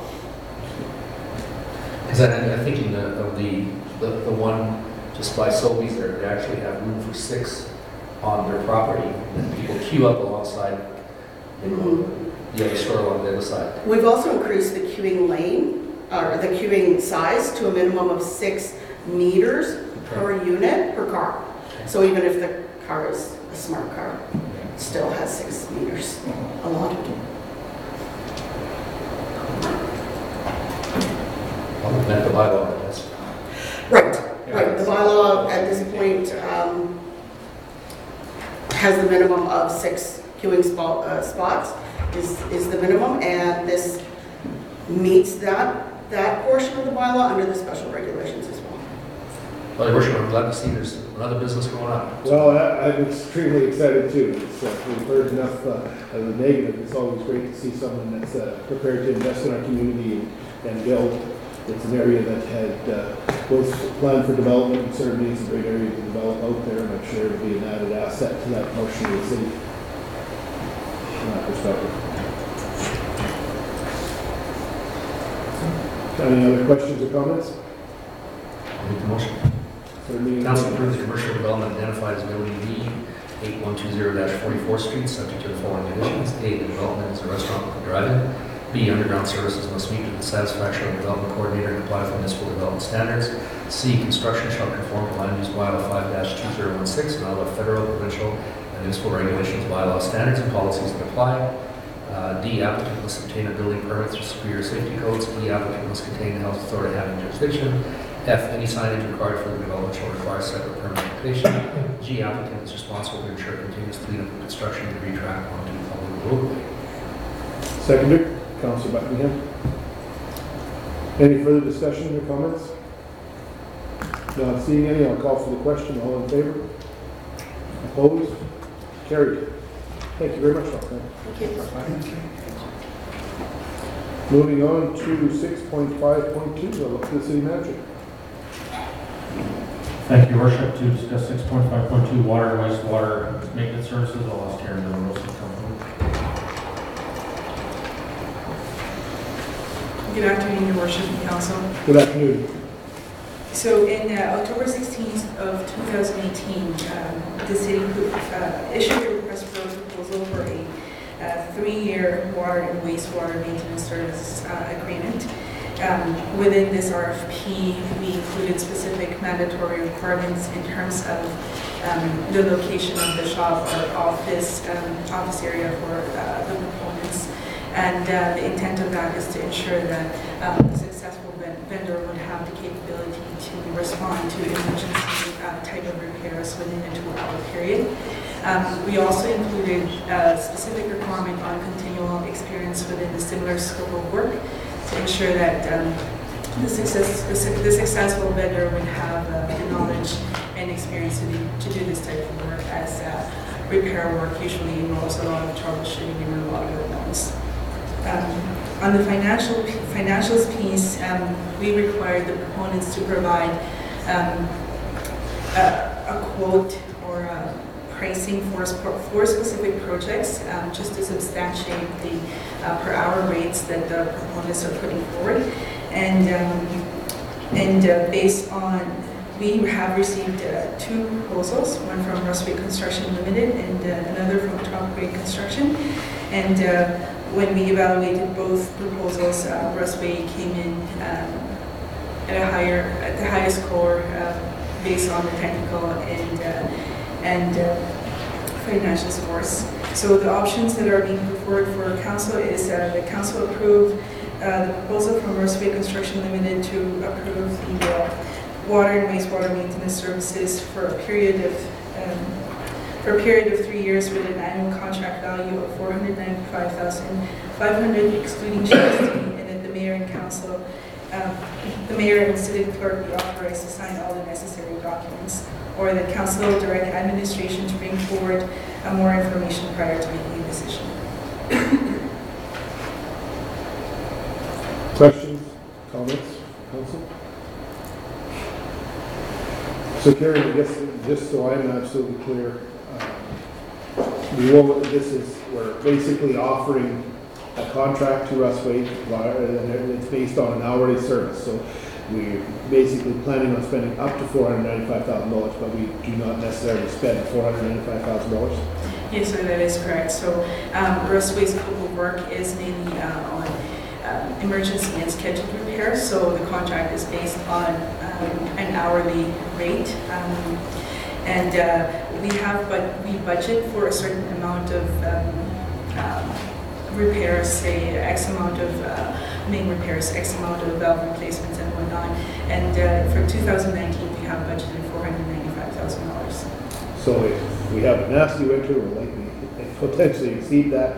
And if Mother Nature cooperates and we don't have too many water breaks, we'll be less than that. Yeah, that is correct. Any other questions, Councilor? No, just Rustway is well established and they're very familiar with our infrastructure, so and obviously a little bit more economical, so I think they're a pretty logical choice. And just to add on to what has been said earlier, Rustway has been providing us the service for the last 18 years, and so in terms of knowledge of the infrastructure that we have, they definitely have that in terms of bench strength. They do have a lot of staff who are capable and knowledgeable about this type of scope of work, so that's why they scored higher in terms of the technical scores. Questions or comments? Any others? Then I'll let the council for direction. Councilor Buckingham. The council approved the proposal from Rustway Construction Limited to provide water and wastewater maintenance services for a period of 3 years with an estimated annual budget amount of $495,500 funded through the operating budget of the mayor and city clerk be authorized to sign and seal all necessary documents. Seconder. Councilman Rowe. Any further discussion? Not seeing any, I'll call for the question. All in favor? Opposed? Carried. Thank you, Carrie.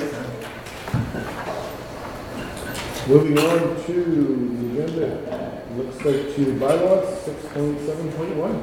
City Manager, through the city clerk. Thank you, Your Worship. This item that I have before you is the Council Grant Bylaw 25-2018, and the bylaw to repeal the Westminster Facility Corporation's bylaws, the first reading. This council is aware, on October 15, 2018, the regular council meeting, council made a motion to formally dissolve the Westminster Facilities Corporation, effective December 31st, 2018, direct administration, contract food and beverage services, really nice maintenance, and golf pro services out.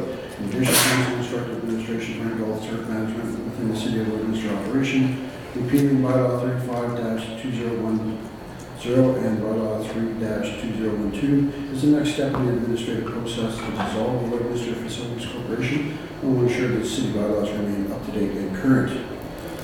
The options for council are the council grant bylaw 25-2018, the first reading, and to repeal bylaw 35-2010 and bylaw 3-2012. This would allow administration to bring bylaw 25-2018 back for a second and third reading on December 17th.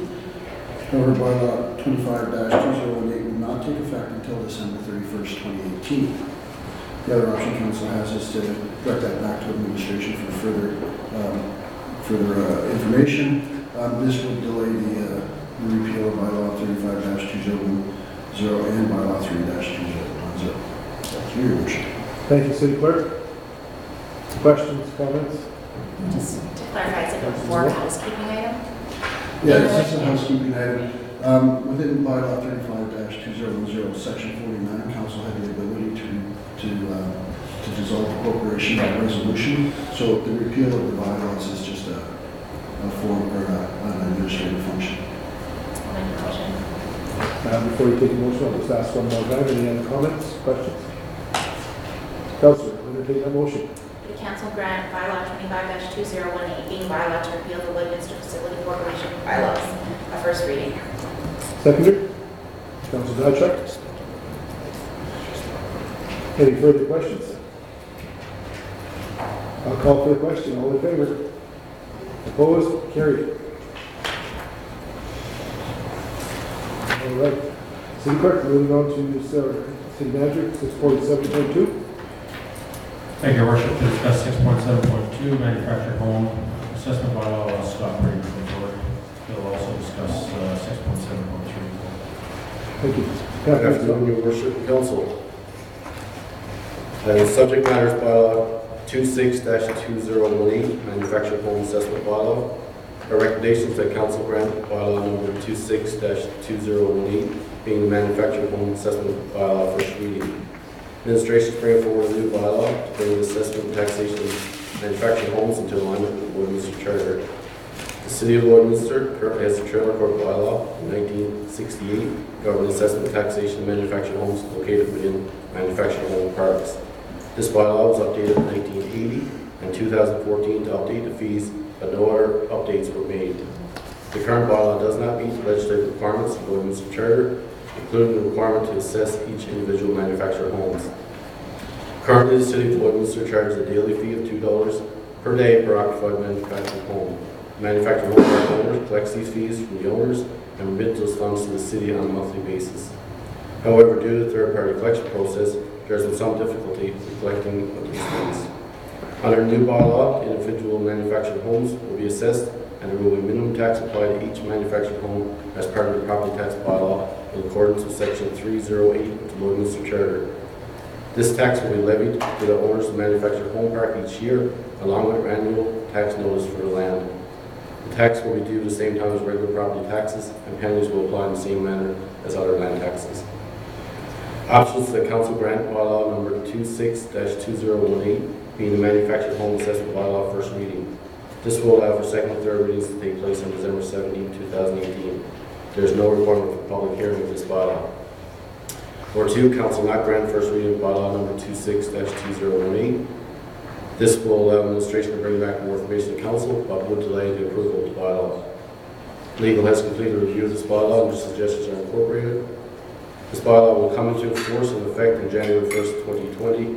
Bylaw 26-2018 will repeal all existing trailer court bylaws and amending bylaws effective January 1st, 2020.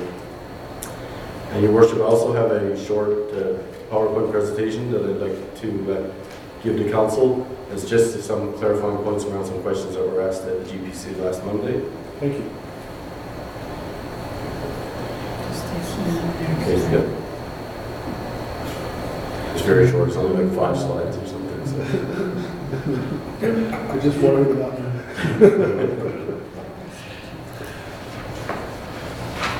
There you go. So the first slide here, last week there was some concerns about the name of the property. We called them manufactured homes, and one of our councillors had some questions about what type of property it was. So here's some examples of what the type of buildings that are actually in those type of mobile home parks or manufactured home parks. So it's just something to show some clarification. I think there was some confusion around last week, the there are businesses in the community or around our community that build manufactured homes. Those properties are more of a residential structure that's brought to a parcel of land and put on a foundation. Those properties typically don't have any foundations, and they would be able to be taken off the land easily. So this is just a couple of points here on the current fee system. Currently, manufactured park owners collect the fees and remit them to the city. Park owners have told us they find this method of collection difficult because of the monthly administration required. So right now, the park owners, they collect all fees from each individual tenant, whether they do that daily, weekly, monthly, and they remit it to us on a monthly basis. They find this to be time-consuming for their administration. So we also have the problem if the parks don't remit and collect the fees to the city. Our only recourse is to take legal action against the park owners. And legal action is required, significant time and costs are to the city. But we've had this happen. We have actually one property park owner who don't like to pay us their fees. So a couple of years ago, I actually had many conversations with this property owner. We got him up to date 2 years ago, and this past summer, continuing conversations, he hadn't paid for over 1.5 years. So we had to take him to court through legal action to get those funds recouped by the city. So we were successful in winning the case, but it was at a significant amount of time and cost to the city. So under this new proposed bylaw, park owners will receive a property tax notice in May. This notice will be delivered in the same time and method as other tax notices. This method will be easier for park administration to administer, as they will pay the invoice once in a calendar year and collect the taxes back through their rent rolls. If collection of taxes became an issue with any of the parks, we can use the tax collection process as outlined in Division 11 of the Untitled Charter. If this proposed bylaw receives first reading from council, we can take it back to the owners and management of the parks to ask for any input on the bylaw. So this is a comparison chart. It's something that came directly from a question from one of the councillors last week. They're asking for some different assessed values and what it would mean under each method of taxation. So we use 30, 50, and 80, which I think is what the councillor suggested. So our current mill rate is at 9.6803, which would mean if we just used the mill rate system, the $30,000 property would pay $290.41. That's municipal and education taxes. Under the current structure license fee, they pay $730. And over on the end here, basically I put $700 in as a minimum tax. It's up to council to decide whether they set a minimum tax and what that amount would be. I just put that $1 in there, figuring it for illustration purposes, just to show roughly what it is they're paying now. So a $50,000 home would again pay $484.02 compared to $730 depending on the fees, so another significant reduction for $700. An $80,000 home will pay $774.42, so that would be a slight increase for those property owners. And again, under minimum tax, they will pay $774.42. The fee structure is $2 a day times 365 days, $730 per year is where that number's coming from. And if council were to set a minimum tax at $700, using 2018 mill rate, the assessed value would need to be $72,312 or higher to pay more than the minimum tax. And the last slide I have here is just, we went in, myself and our assessors, and just had a look at the parks, and we've done a rough estimate of what we think the properties would value it at. We have approximately 250 mobile homes in the 3 parks. We think only 8 would go above the $72,000 value, with many in the $5,000 to $10,000, $20,000 value. So there's not a great impact to the property. If there was more, the properties that would be above $72,000 value, if council were to set a minimum tax, they would have to pay higher than $700, but it would only be properties in this situation. So back to you, Your Worship, for any questions or comments. Councilman Rowe. Sorry, my apologies for not being here last week for your presentation. So basically there's zero pretty much budget implication, $7,500 around, approximately? I missed. Well, just because currently there's 250 and we get $730 from each of them. But if we were to set the minimum to $700, it would only be a deduction of around $7,500. Yeah. Okay. So besides that, there's really no other implications? No, we're just trying to change the process from the licensing fee process to Right. actually conform with what Mr. Charter. Right, and it gives us more, I guess, control over how those fees are collected and how. Absolutely. Okay. Scott, if I can ask this, the city has mobile homes within the city limits that are not in a park, I believe. I think they're cities. So how are those taxed? Do we actually operate manufactured home owners park as a city, or are those needed properties that those mobile homes are parked on the east side of the city? Any mobile homes that are not within a designated mobile home park are assessed like a normal residence. So they're assessed through the mass appraisal process of assessment. We have one other, people think it's a mobile home park, but it's not. It's actually a condominium establishment, so they're assessed under a condo association. Okay. The other question I've got is I look through the proposed bylaw. I don't see the minimum $700 in there, so will that come in a different format? Yes, that's correct. The minimum tax will be set during the mill rate bylaw. Okay. If we set a minimum of $700 or whatever number is the minimum set, will that apply to all residences in the city? It depends on how council sets it. My recommendation would be that it would be, but we can set it just to the mobile homes if we want. But if you set it as a minimum tax for all property classes, then it will be set for anybody below that assessed value will have to pay it. Okay. And we currently have, I ran the report last week there, we have about 452 properties that are below $72,000 as of now. 404 of those are condo parking, which I would ask council to exclude from the minimum tax. It's almost like charging you on your house and then charging on your driveway. So I would ask council to exclude those. So it would actually be left with about 48 properties. And a lot of those are linear, railway, and vacant properties. Okay. Or council, like I said, council has a right to set it just on mobile homes if they wish. Okay. So those 48 properties, how many actually would be residential? Could you have it as that defined? Because a vacant property, that could be argued because we've got. I'm seeing 17. 17. And they're vacant property, vacant land. Oh, sorry, vacant land or actually have residences on? No, they're, as far as I know, they're vacant land. I have vacant road here, so. Okay, so then basically we'd be looking at 48 minus 17, give or take 35 properties or 31 properties that don't pay $700 as a number. Yes. Okay. That's if the council would exclude the condo work. Okay. Good information. Council Baker. Your Worship, to our friend here, learning something today. At $2 today, that's about $60. That's the same price. So minimum tax, at $700 wouldn't change really. No, it would actually be, most people are paying $730 a year, so they would actually see a reduction of $30 a year. I just set it at $700. Again, it's for illustration purposes. It's up to council if they choose to set it at 5 or 6 or 1,000. But I mean, the minimum tax, if you're recommending that, Yep. there's really no change. There's no change. It's just the way, what we're calling it more than anything. We're going from a listing fee to a property tax system. Yeah. But there's some higher minimums too. Yeah, there's probably 8 in the entire city. I mean, There's 8 properties in the entire city of all mobile home parks that we feel will go above the minimum. okay. Yeah. That's based on our initial analysis. I guess I'm excited that if we can avoid court to collect something the city's imposed. The taxation system is there for a reason. And I'm attracted to that, to keep it simple, keep it clear cut and dry. Because for administration to have to chase down monies in another format because we didn't have any bylaw, it certainly has some value in my mind. So you collect the money, that's the money. So if we're, leave it at the $2 a day and just flip the procedural piece, that's, to make it easy for us to do that.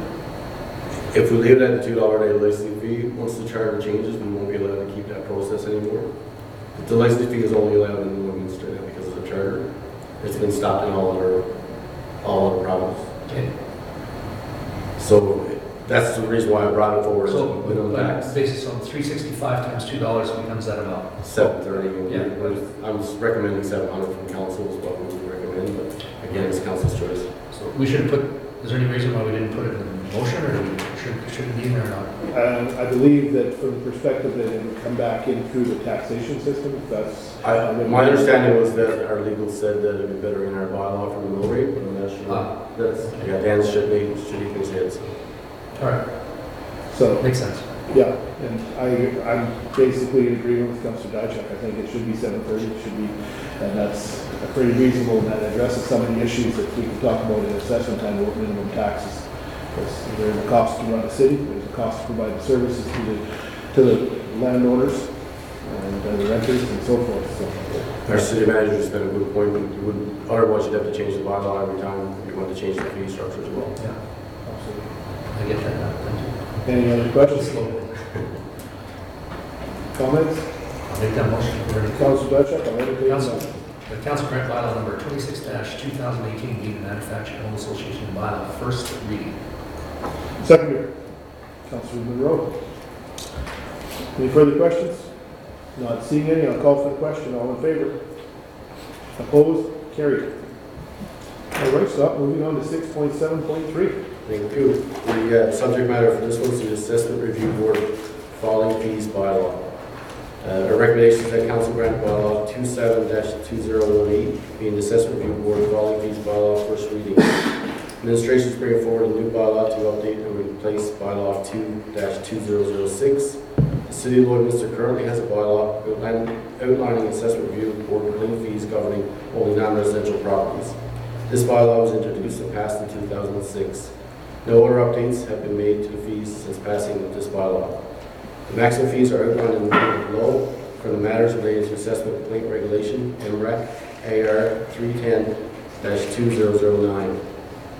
These fees will be charged when the appeal is filed.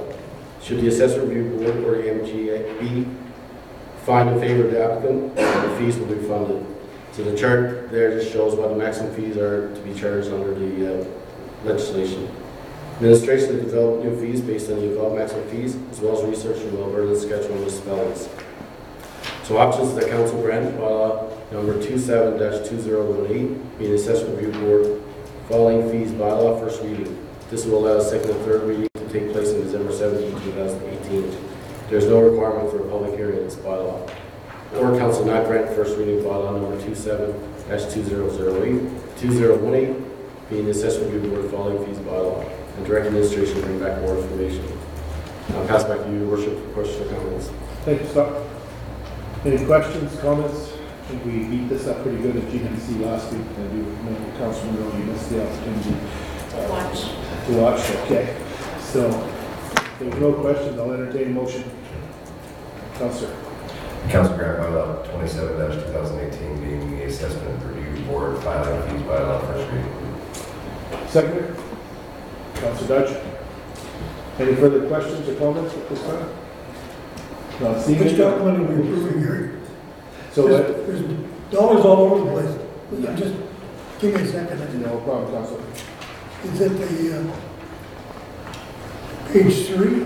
Page, yes, it would be page 3. That's what we're approving. For the first reading. Well, I couldn't remember. I got it now. Okay, you good? All right, with that, I'll call for the question. All in favor? Opposed? Carried. Thank you very much, Scott. All right, moving on to the agenda. Correspondence and information items. None noted from the city clerk. Thank you. Mayor and Councilor's report. I've attached my report for the last month. Again, a couple trips to Regina and Edmonton, just various things going on. Locally, I wanted to congratulate the Barons High School football team for winning the provincial championship for their division.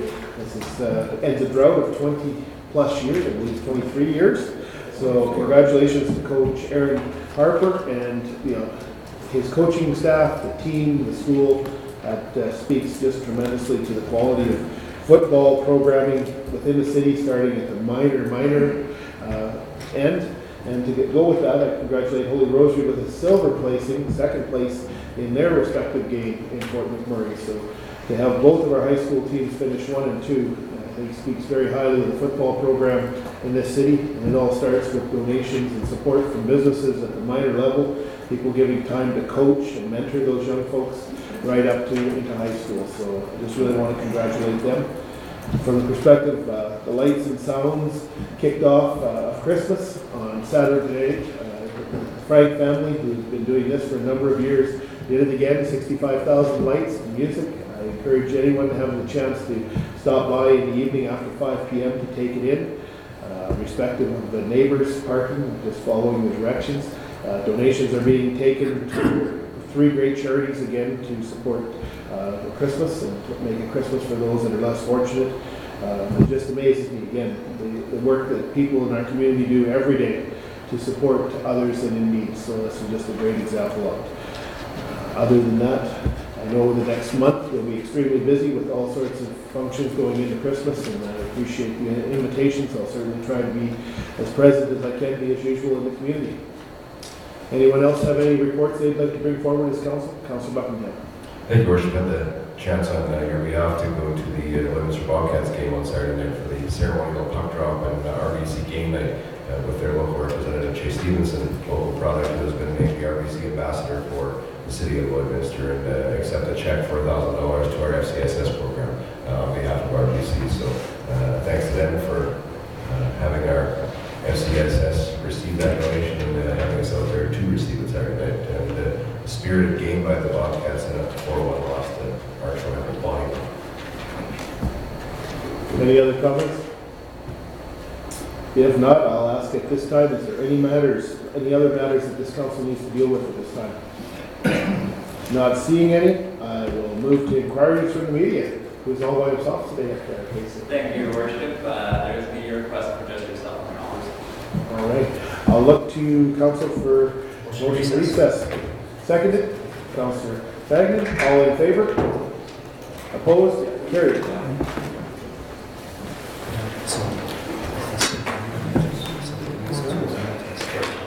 Okay.